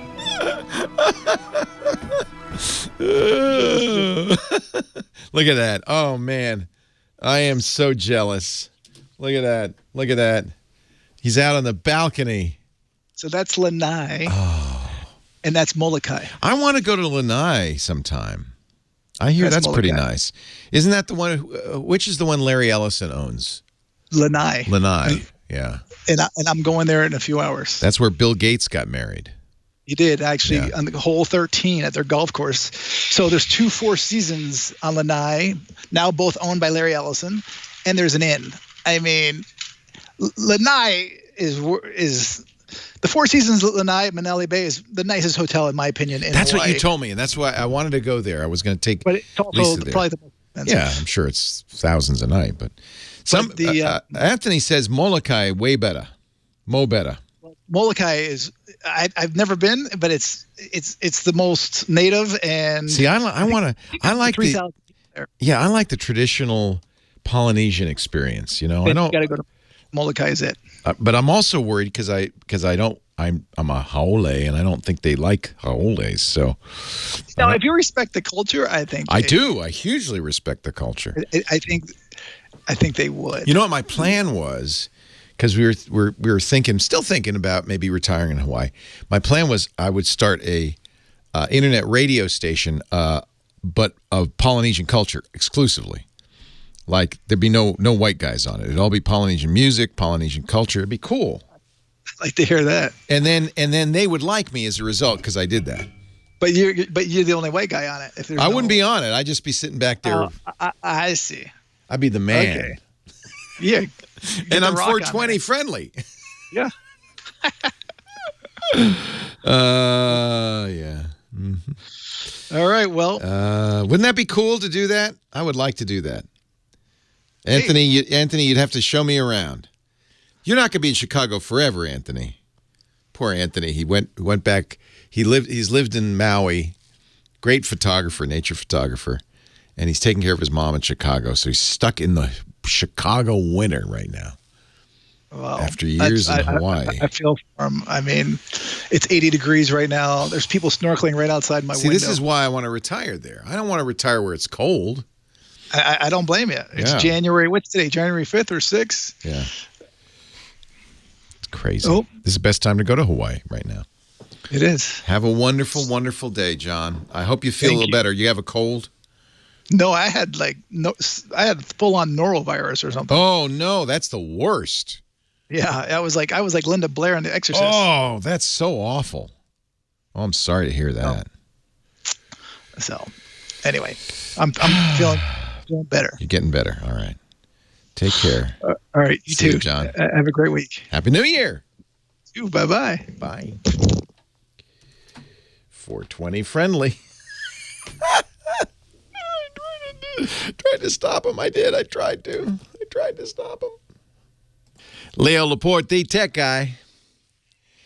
80. Sorry, boss. I didn't mean to interfere with the boss, but I got to because we got to take some more calls. Larry in San Bernardino. Hello, Larry. Leo Laporte, the tech guy. Hi, Leo. Can you hear me right now? Yeah. I can hear you. What's up? My apologies. I'm an assistant caretaker at a ghost town. I had people just roll in. I was actually inside. Do you want me to put you on hold and then we could talk to you in a bit or what? No, sir. Actually, if you can hear me, that'll be fine. My question is that I have a. But wait a minute. No, you got to tell me about being an assistant caretaker at a ghost town before you can ask your question. What is that all about? It just kind of fell in my lap. I'm actually heading down to Los Angeles right now. The ghost town is right outside of Death Valley. It's in the middle of nowhere. What's it called? Cerro Gordo. Cerro Gordo. And is it a ghost town that you can visit? Yes, sir. It's actually right outside of what is it? Lone Pine, California. Oh, somebody just bought it in July for $1.4 million. Yes, sir. And I actually caretake for those individuals. So somebody owns the ghost town? Yes, sir. It's private property. Wow. And what are they going to do? Are they going to turn it into a resort? Oh, yes, that is actually the plan. There's a lot of work that needs to be done as it's way out in the middle of nowhere. So, wow. Yeah. So you're keeping an eye on things, making sure the bad guys, like no motorcycle gang, takes over. Yeah, that's actually the point, too. Yeah. Okay. Well, I would. I mean, look at this. This looks so cool. They still got the old mining equipment? Wow. Everything is still on site. It's a little cold outside, and I actually just had some people roll into town while I was waiting on the call. So. Yeah, and nobody's supposed to roll in. Well, they are. Technically, a lot of the people don't know that you can call ahead of time. Yeah, it's just on site. Yeah, cool. Well, if you need to take care of the business, go ahead. But otherwise, what can I do for you? Well, the question I have is obviously I'm way outside of the bounds of the city limits, so I try and keep myself. There's no internet out there in Cerro Gordo, is there? No, yes, we do actually. What? Satellite. Oh yeah, of course, satellites everywhere. So the thing is that my computer's 15 years old, and I built it out of high school, and it's the motherboard is a P5Q SE. Oh, wow. A Pentium 5, ladies and gentlemen. You know, congratulations. I think, Larry, you just won the award for the oldest computer. Your computer is as old as this show is. And it still works. It still works. What do you run on it? Linux. Ah, see, smart man. Otherwise you'd have to be running Windows 95 on it or something. It actually has Windows 10, but I only use that for How does it run? Does it run okay on a Pentium 5? Yeah, it's 6 gigs of RAM. Isn't that interesting? Yeah. 1 gig of video. So that's a decent. RAM is actually the one thing that really can stop these older computers from running modern operating systems, because typically they had 2 gigs of RAM, maybe 4. You've obviously upgraded it over the times. That processor's not the fastest ever, but it's probably okay. So what can I do to help you? Well, the thing that I'm having is that I'm having power-up issues. I turn the computer on, and all the lights light up, all the fans turn on, but there is no video. And it's been doing this for several years now, and I've actually swapped out the power supplies. Yeah. I'm not quite sure if it's maybe the motherboard. Yeah, I mean, of course, the first thing you look at is the power supply, but you've put a new one in. So it seems likely to me that there's something deeper going on. I mean, one thing you could try, so you have an external video card in there? Yes, and it's a VGA, I'm almost positive. I haven't sampled, so. It's possible that there's something going on with that, but I think it's more likely that it's... are there any other expansion cards in there? No, I'm not. Let me actually look. I think the only thing that I have in there is a video card. But one thing that I really wanted to stress is that as it's been going on for the last few years, what I've noticed is that when I pull out the CMOS battery for a little while, sometimes it'll power up with the video after I put it in. Sometimes it won't. Okay. And that's the reason why I'm curious what your thoughts are. Ah, that's interesting. That's a good bit of data. You've replaced the CMOS battery, have you? Yes, sir. Okay, so it has a fresh battery. The battery backs up something called the ESCD, the Enhanced System Configuration data in those older computers. That was a part of non-volatile CMOS that stored configuration information. And it could be that if that gets corrupted or damaged, that could be causing a problem as well. So having, it's preserving date and time, right, in between boots?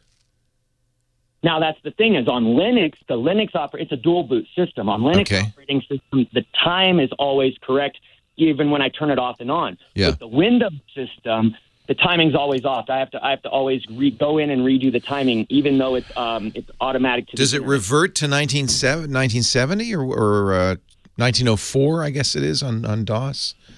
What does it revert to? It's actually only like 5 or it's just a little bit off. Yeah. Okay. So it's preserving it. It's just not keeping track of it. Mm-hmm. Yeah. That's interesting. It's interesting that the Linux is doing a better job keeping track of time. I'm not sure why that is. So I've thought about I have to say it does sound like. I mean, remember that computer years. Dog years. What do they say? Dog years. Every dog. 1 year of a dog's life is about 7 times that of a human life, right? So a dog years are 7. So a dog that's 5 years old is 35 in human terms. I think computer years are more like 15. So that means your computer is 155 years old. That's surprising. No, more than that. It's pretty old. So it wouldn't be surprising. Now, you didn't overclock that chip or change the voltage or anything like that, did you? No. Okay. So you were just running the motherboard with stock as is with the as is chip. Mm-hmm. I can't think of it. It's interesting. It seems to me there's something going on with CMOS. Since you popped the battery, which resets it, and then put it in, and it worked for a little while. Yeah, and the whole thing is that while I've been on hold with you, I had the issue happen to me earlier, and now the computer's on, and I don't know. Obviously, it's not the power supply because all the fans are turning It's all on. working. Yeah. So I have no idea. I don't either. I don't have any great ideas. But tell you what, this is a Chautauqua, a user group of the airwaves, and I guarantee you there are people listening. Some of them are laughing, Larry, but you live in a ghost town. You should have an old computer. But some of them are going, I know what's wrong. So let's give people a chance to call in 8888 Ask Leo or mention it in the chat room or even go to our website, techguylabs.com. You can leave comments there. If you've got an idea what's going on with Larry's computer, that's an interesting. It may also be that just opening it up to put in the CMOS battery, maybe there's loose cables. Something happened when you opened it up and it worked and then it got loose again. So I would maybe open it up, make sure all the cables are seated. It could be corrosion. At that age, you might want to look at the contacts on the memory. Make sure that those aren't corroded. You can actually get contact cleaner. I wouldn't use alcohol or anything. Get contact cleaner and maybe clean the contacts on the video card and the memory cards. That can happen over time. I don't know what else, but those are a few things to look at. Maybe somebody else will call in with a suggestion. It's great to talk to you, Larry. Watch out for the ghosts. He's living in a ghost town. Isn't that wild? Just wild. Cerro Gordo, an Old West town. It sold for $1.4 million last summer. A group of investors. And I guess they're going to turn it into a resort. It's pretty cool looking. What an interesting job. And to have your old computer from 50, the computer is literally the same age as the radio show. That just gives you some idea.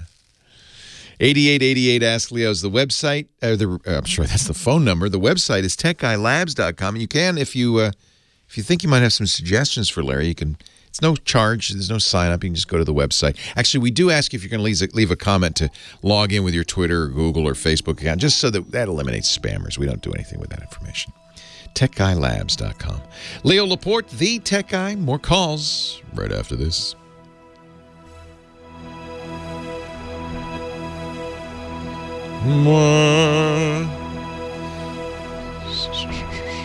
Yeah, you could use a pencil eraser. Could use that. I worry though when people do that, their little bits of pencil eraser will get in the gunk into the works. I think the best thing is get a little context cleaner, and you can get that's cheap and get it in electrical stores and stuff like that. And I honestly think that's probably what's wrong.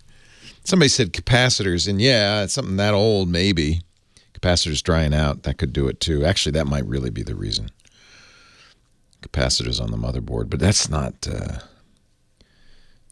something. I agree, Lawn Dog. I think that the two culprits are probably capacitors, which dry out, and those connections. And the fact that when he opened it up, it worked for a while, tells me, that's probably a bad connection on either the RAM or on the video card. Those are the only two things inserted. Well, hey, how are you today? Leo Laporte here. I am the Tech Guy, celebrating our 15th anniversary as the Tech Guy Show. Started in January 2004. And man, things have changed over 15 years. I hope I'm here 15 years from now. And God and the network willing, I will be. If the creeks don't rise, I will be. And I will be. It'll be really interesting. Wanted to think back 15 years from now. What do you think? What do you think the world will look like? Will we have self-driving vehicles by then? Everybody seems to agree we will. But, it's hard to predict this stuff. I was looking back at Ray Kurzweil's predictions for 2019. Now, Ray is a brilliant guy, taught at MIT. He was a king of artificial intelligence there. He wrote a number of books about what he called the singularity, that day when computers are indistinguishable from humans. Not as smart as necessarily, just you can't tell if you're talking to a human or a machine, and it's doing all the things a human does.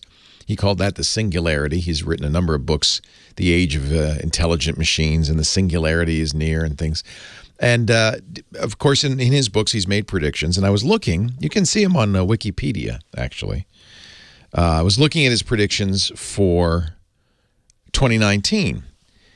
And so it's very hard, frankly, very hard to predict. I wouldn't want to get in the business of predicting.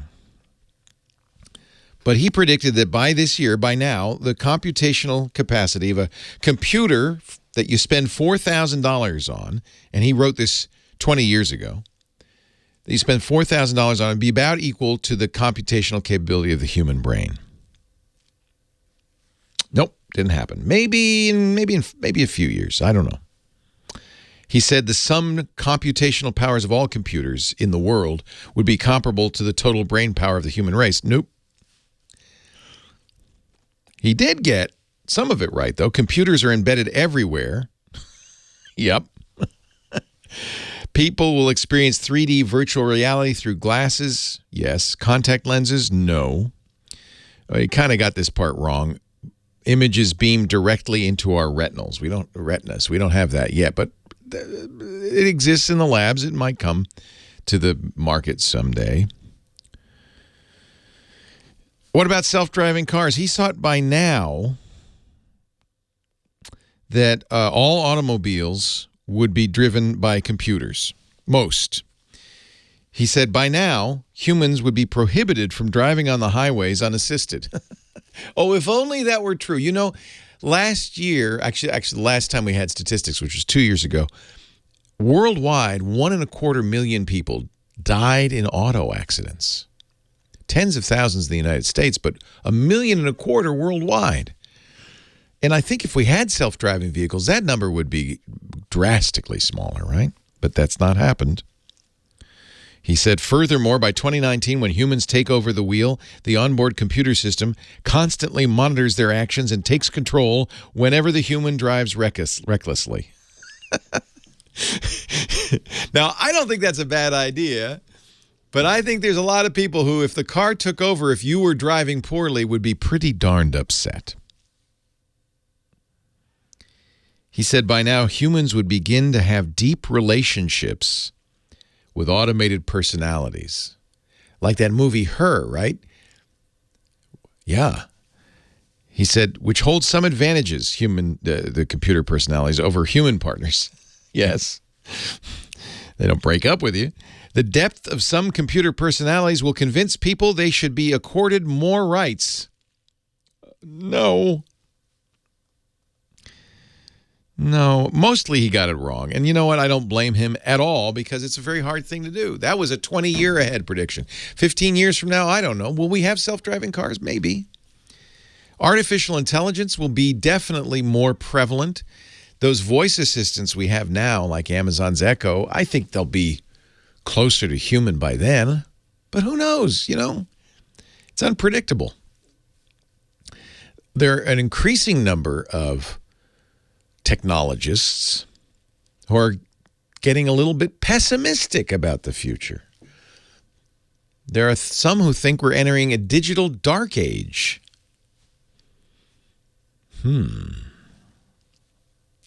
I think the best reason to stick around, for me anyway, is I can't wait to find out what happens. So here's to 15 years, and here's to 15 more. Can't promise anything more after that. 30 years of the tech guy, that's more than enough for anybody.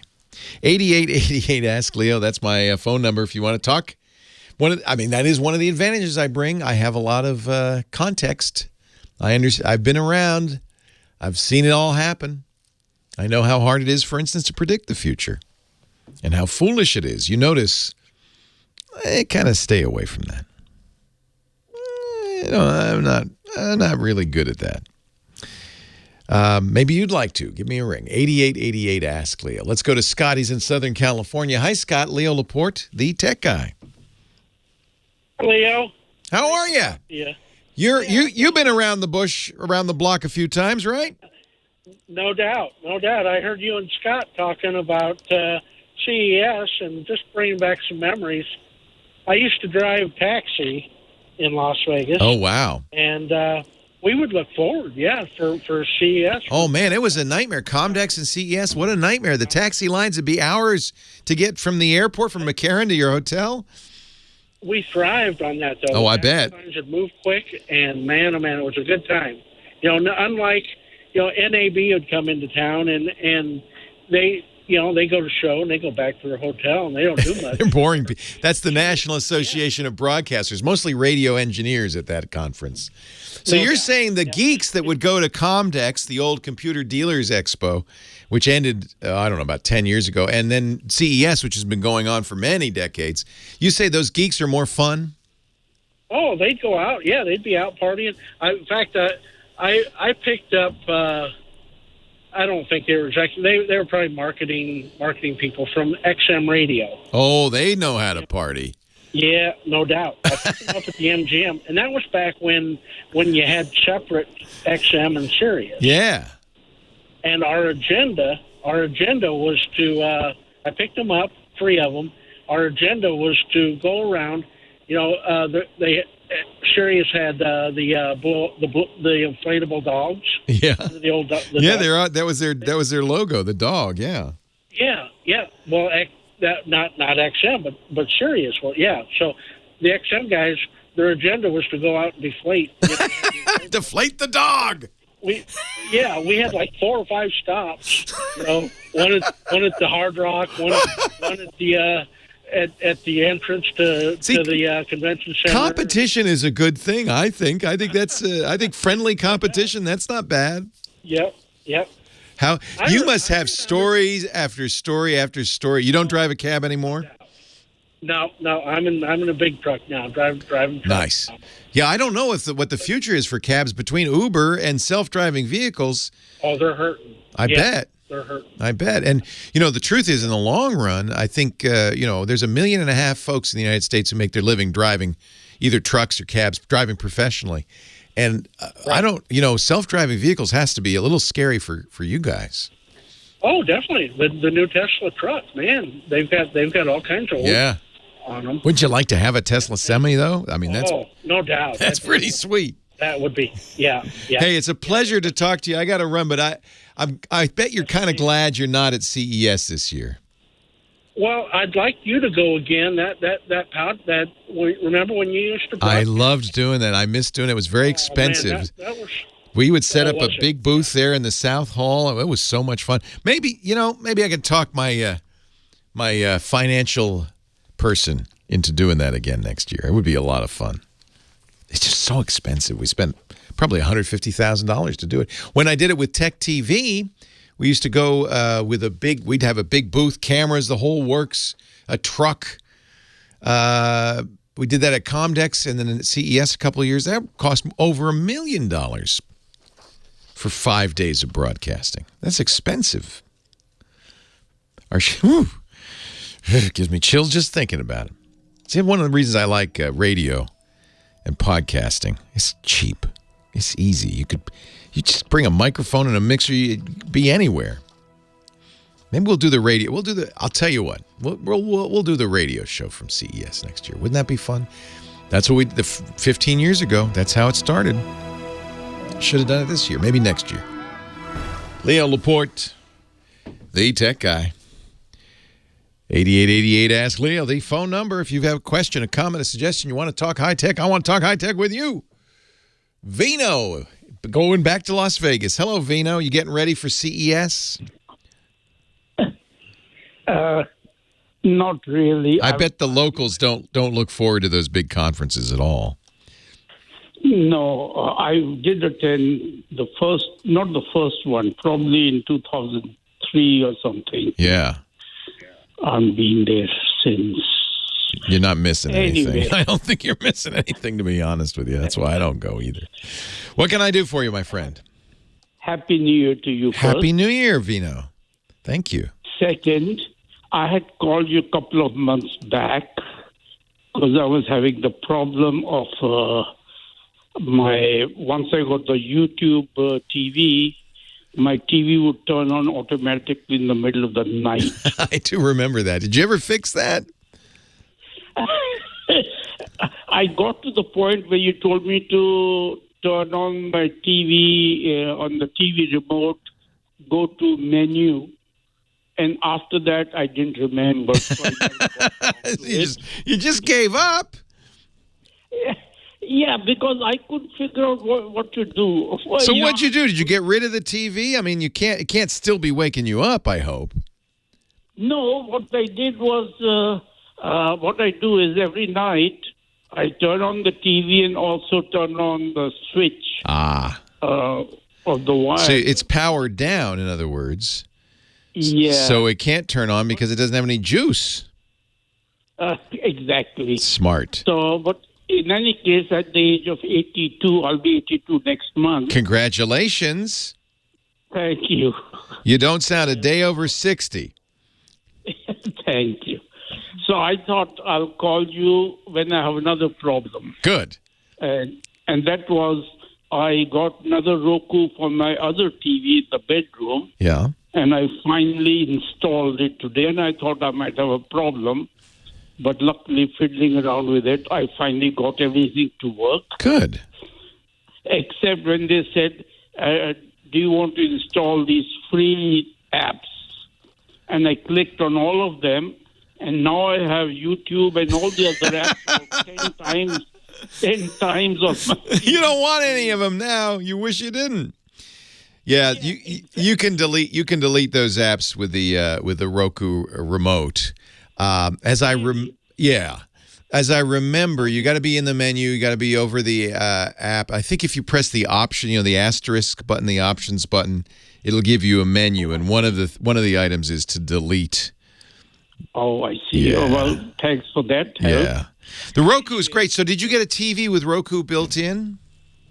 No. This is an old TV. This is a Vizio TV. 14 TV, which I got at Costco about 4 years Okay. back. Roku, though, adds a whole bunch of stuff, doesn't it? In fact, let me recommend you go to the web, and if you Google Roku channels or hidden Roku channels, you can see what's in that channel store, and you've seen, and it's the obvious stuff. But there are many, many more that aren't widely publicized, and you can find them. And you'll be amazed. You can get TV channels from all around the world. There's all sorts of stuff you can get, many of them free. So, really? Yeah. So Roku is worth spending a little time kind of getting to know a little bit better. There's a lot of stuff in there that can... I'm very happy with Roku and my YouTube TV. It's cost me about 1/3 of what DirecTV was charging. I love YouTube TV. I think that's, there's about 5 of these. There's Sling TV. PlayStation has something called the View. There's a number of these.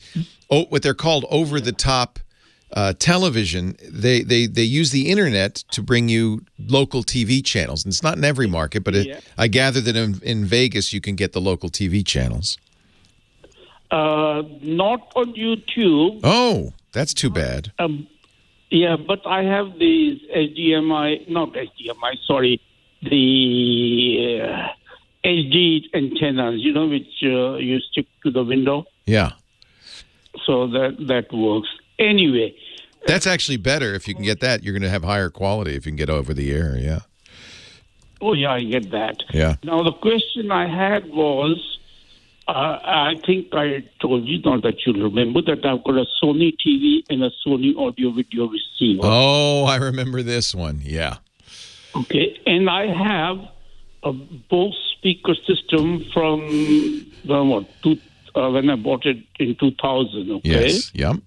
It still works very good. Good. The problem I am having is I have been using the TV speakers, since I bought this TV. Okay. But the moment I connect it to the audio-video receiver, the sound goes off. And how do you connect it? Are you connecting it from the headphone jack?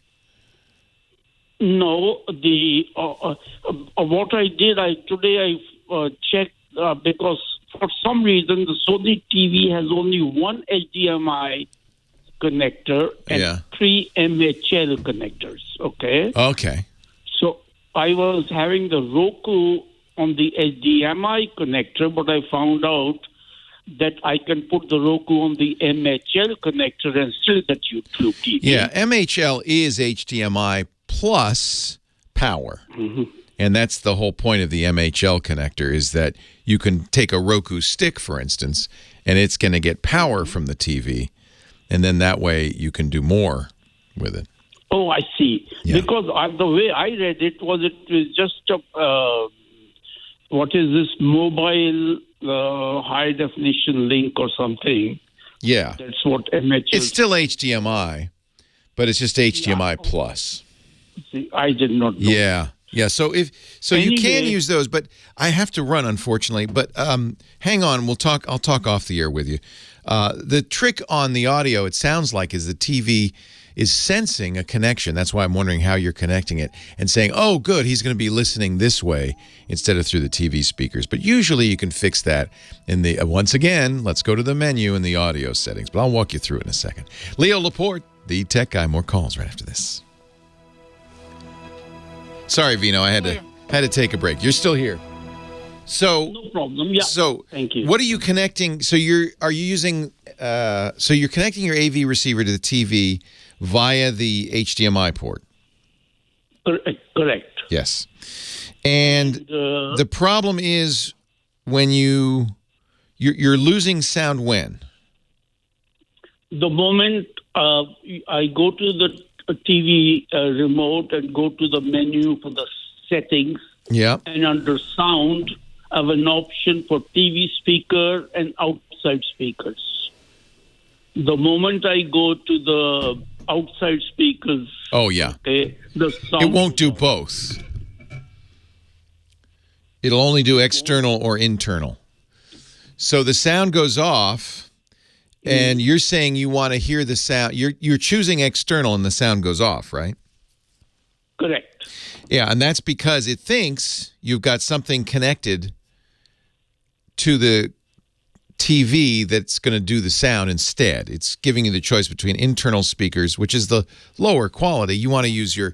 So you have you said you have an AV receiver and you have speakers attached to it? Correct. Yeah. So the trick is getting the audio...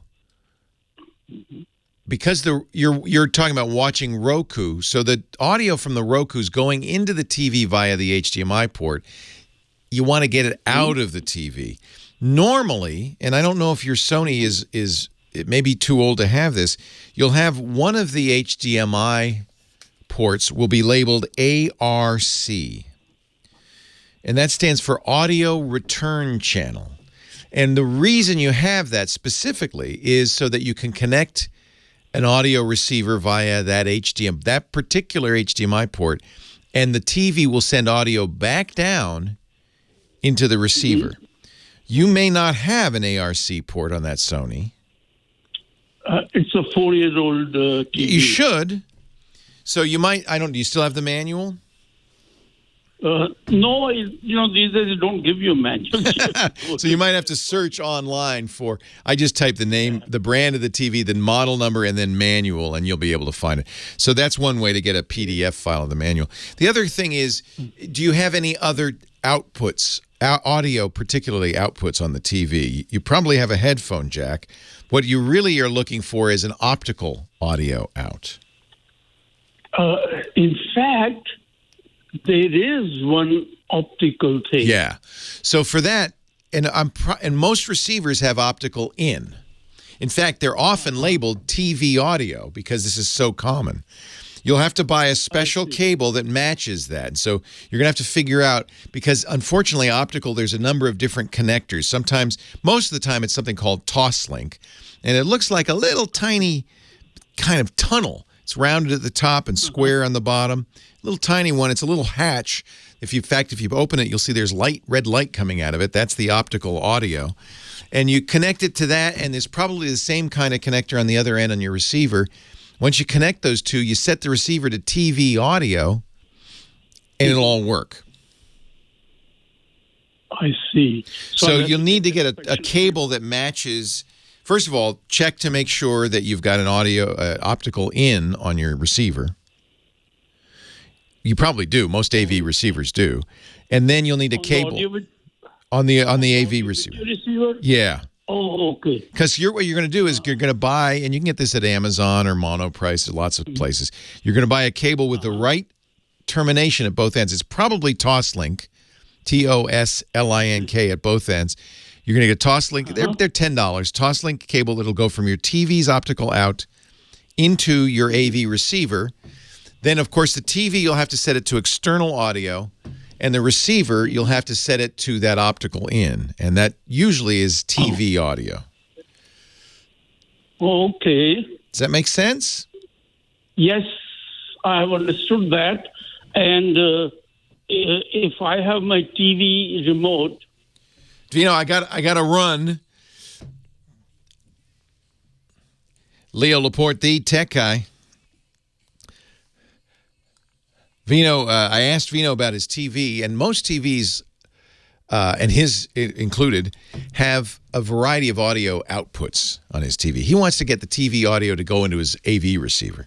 So I asked him, do you have any other audio outputs besides, there's one way to do it is on a special kind of HDMI connector that'll be labeled ARC, which is the audio return channel. So many TVs have, a variety of HDMI ports, and one of them will be labeled ARC. If you connect that one to your AV receiver, it's sending the audio from the TV back to the receiver.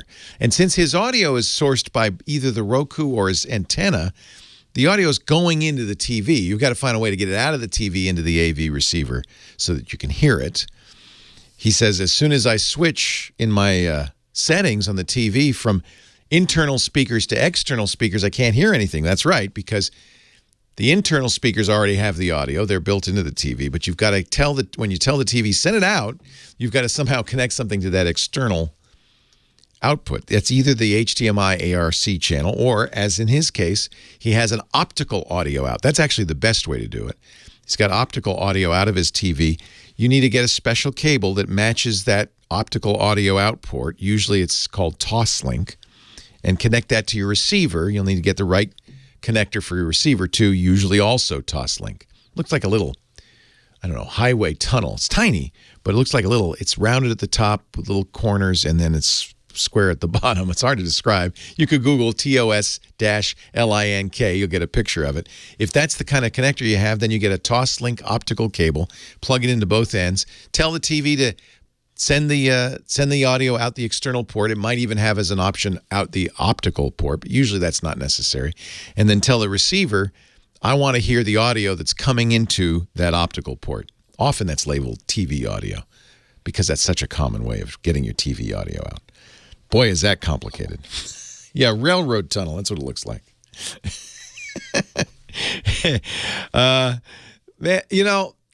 This is why there's a brisk business in AV setup people who come to your house and set it all up. There's a problem with that, though. I went over to a friend's house. She said, I can't hear anything on my TV.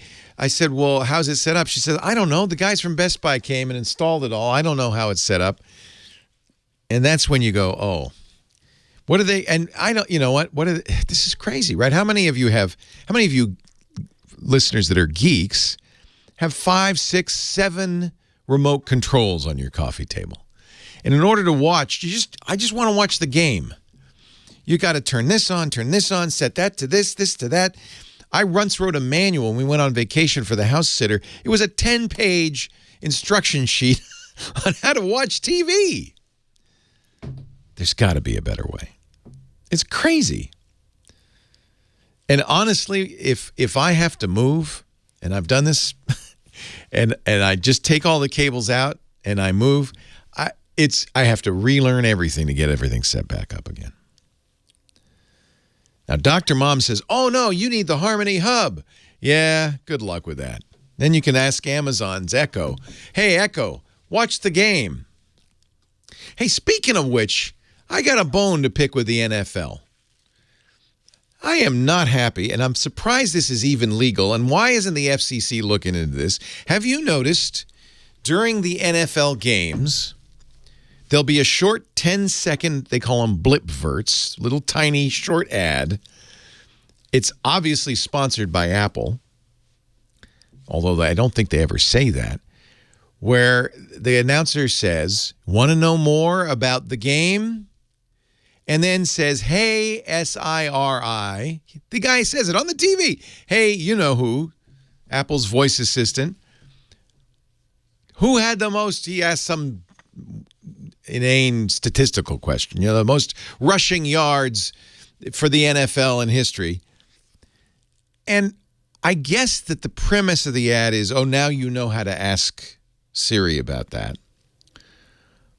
But the upshot of the ad is my Siri HomePod wakes up, answers the question, and it goes on and on and on for a minute.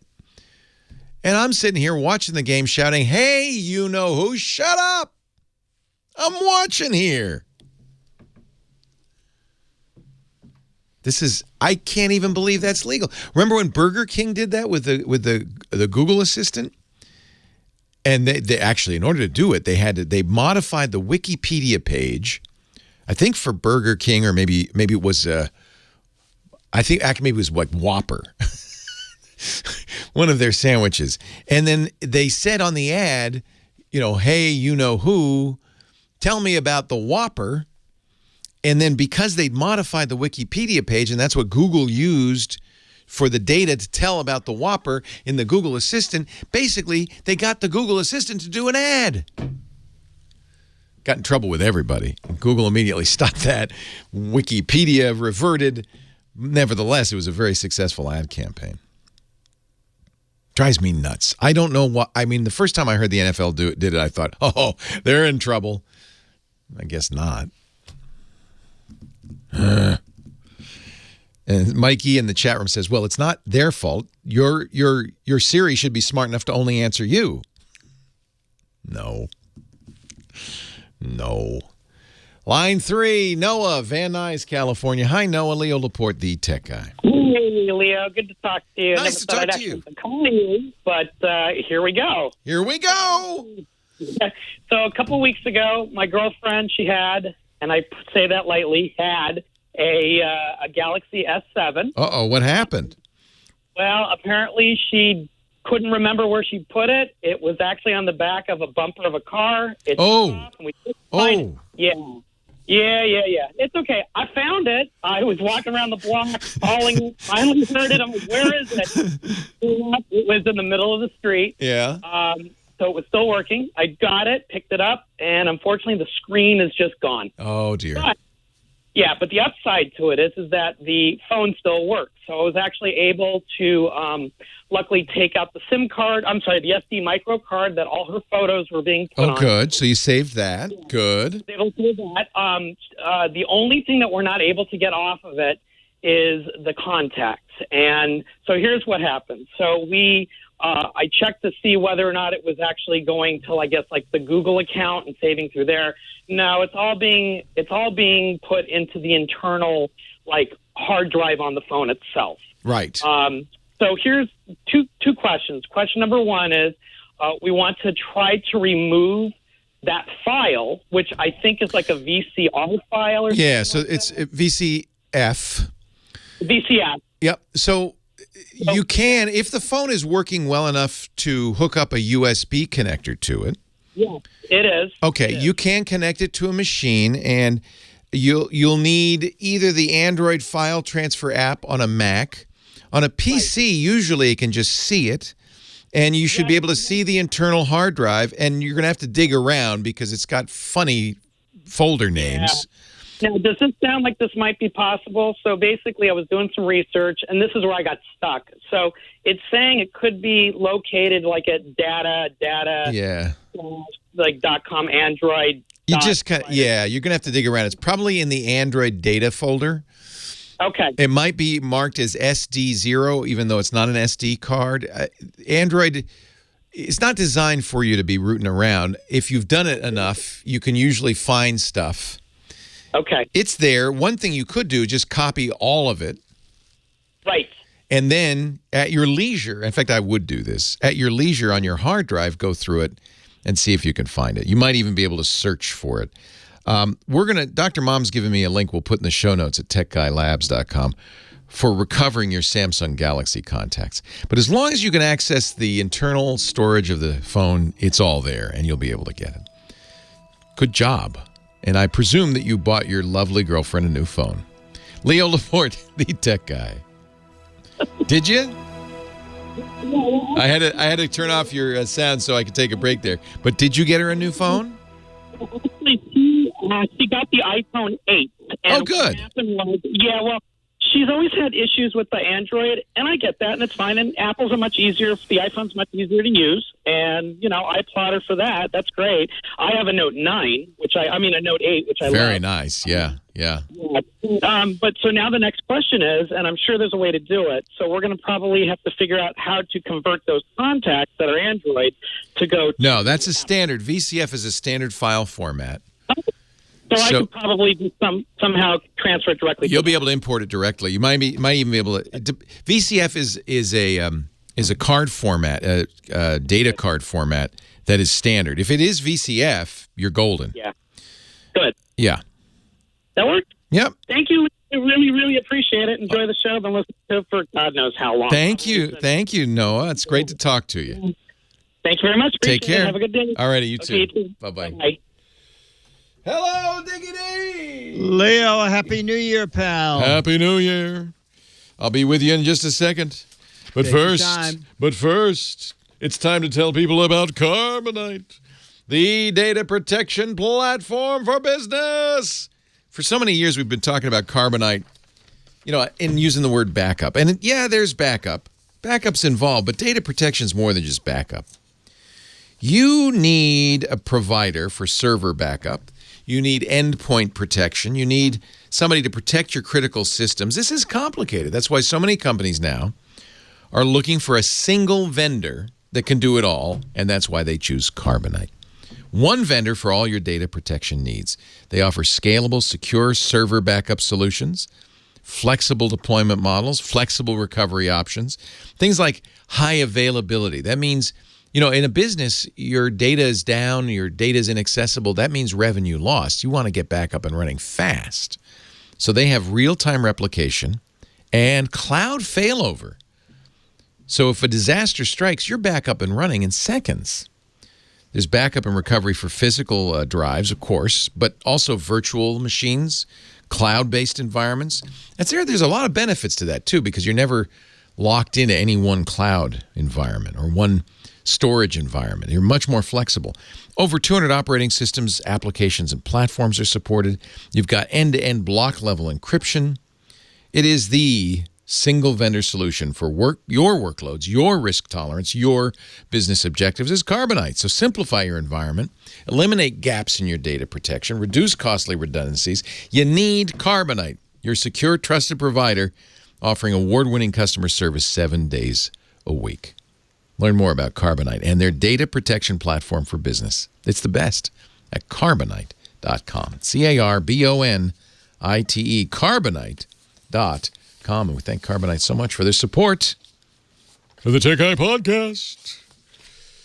Okay, Dickie D, are you ready to do an afternoon Giz Fizz? A Giz Fizz, what do you call it? Yeah, I am. I think we call it good old-fashioned regular Giz Fizz. No PM involved. No PM involved, right. Exactly. Good. Well, I'll give it a plug on the show. Oh, great, thank you. And what's great on Carbonite is previous version. I love the versioning, yes. I often write a script, and I mean to save every time I write it as a different version, and I forget. And I go, wait a minute, the other thing had other jokes I needed. Unsolicited, my friends. Yes. A testimonial. Yes. The Mad Magazine wouldn't be the same without Carbonite. There'd be jokes missing. So Dick is Mad Magazine's maddest writer. Uses all our sponsors, apparently. The last two, anyway, that's for sure. And he is also a gadget fanatic, a gizmo wizard, if you will. That's why we call him the Giz Wiz. Yeah. Well, all week you've been doing the best of. Yes. And I know that there was no best of my spots. So I thought I'll just talk the best about of the Giz Wiz. 3 gadgets that I liked that you and I talked about over the year. Perfect. And the first one, Leo, fits in perfectly with what you were saying a few minutes ago, and that is the giant smash remote button. Okay, so this is an under $20 button. I love this whose button. sole purpose in life is for you to be able to slam your fist down and instantly shut the volume on your TV in case the phone rings, someone asks you a question, or you know about a commercial coming up is going to trigger one of your electronic devices. It's very easy to set up. Takes about 10 seconds. You hold your remote up to it. On the back, you click Learn. You push the mute button on your remote. You'll see 2 red lights flash. And now this guy knows the mute code to your TV. Jammer B gave this to his sister, he says, and she loves it. It's great. The problem is the mute button on the remote is so tiny, and it's you can never find it. Especially in the dark.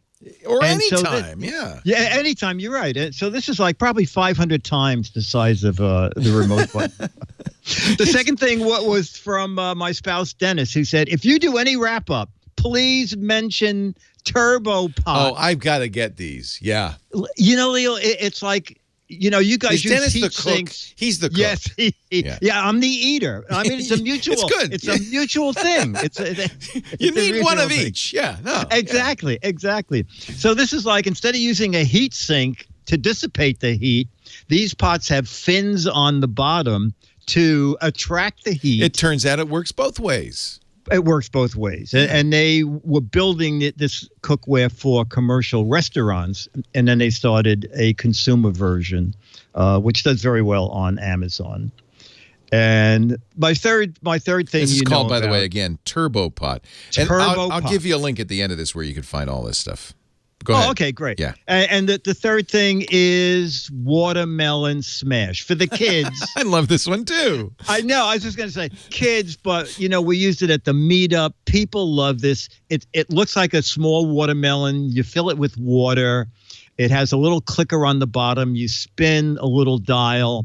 The number of times that you have to hit it on your head is the number the arrow lands on when you spin it. And somebody is going to get wet. Somebody. At some point. Is gonna get and wet. It's very funny when it springs open. Dick has links to all 3 of his best of gadgets for the year on his website, gizwiz.biz, GIZWIZ.biz. Yes, the new game just started. Oh, I was going to say, while you're at it, click the link that says, what the heck is it? Yeah, At the end of the month, at the end of the year, you had a winner, and we started a new game, which looks like a clay pot of some kind. Like maybe you picked this up when you're in your last visit to Greece, but that's not what it is. Obviously, either that or it's what's left after you blew up the balloon. I don't know what is that. Oh, I'm going to tell you? No. You're going to tell him and get a chance to win an autographed copy of Mad Magazine. You'll do that at gizwiz.biz. But you do have to tell us what the last one was. What was that? It's a champagne bottle stopper. Oh, see, you were thinking ahead. Yes, I was. You knew. However, yeah. Yes. A bunch of people did get it right. And they won a Mad Magazine. Autographed by you. That's nice. Exactly. So people did recognize. I didn't recognize it from the picture. This more modern picture you've got, it makes it a little bit easier to tell what that is. Well, I also shot it from the bottom because I'm really not a dope. No, you made it hard to do. If I'd seen this, I would have known immediately what it Not is. hard, fun. Yeah. We call that fun. That's called fun, folks. Well, have some fun. Go and Dick is deliberately obfuscating what these gadgets are, I guess. No size, no scale, no nothing. You don't even know what the angle is. But if you can figure it out, you could win an autographed copy of Mad Magazine. Better yet, if you come up with a crazy wrong answer, you got an even better chance of winning.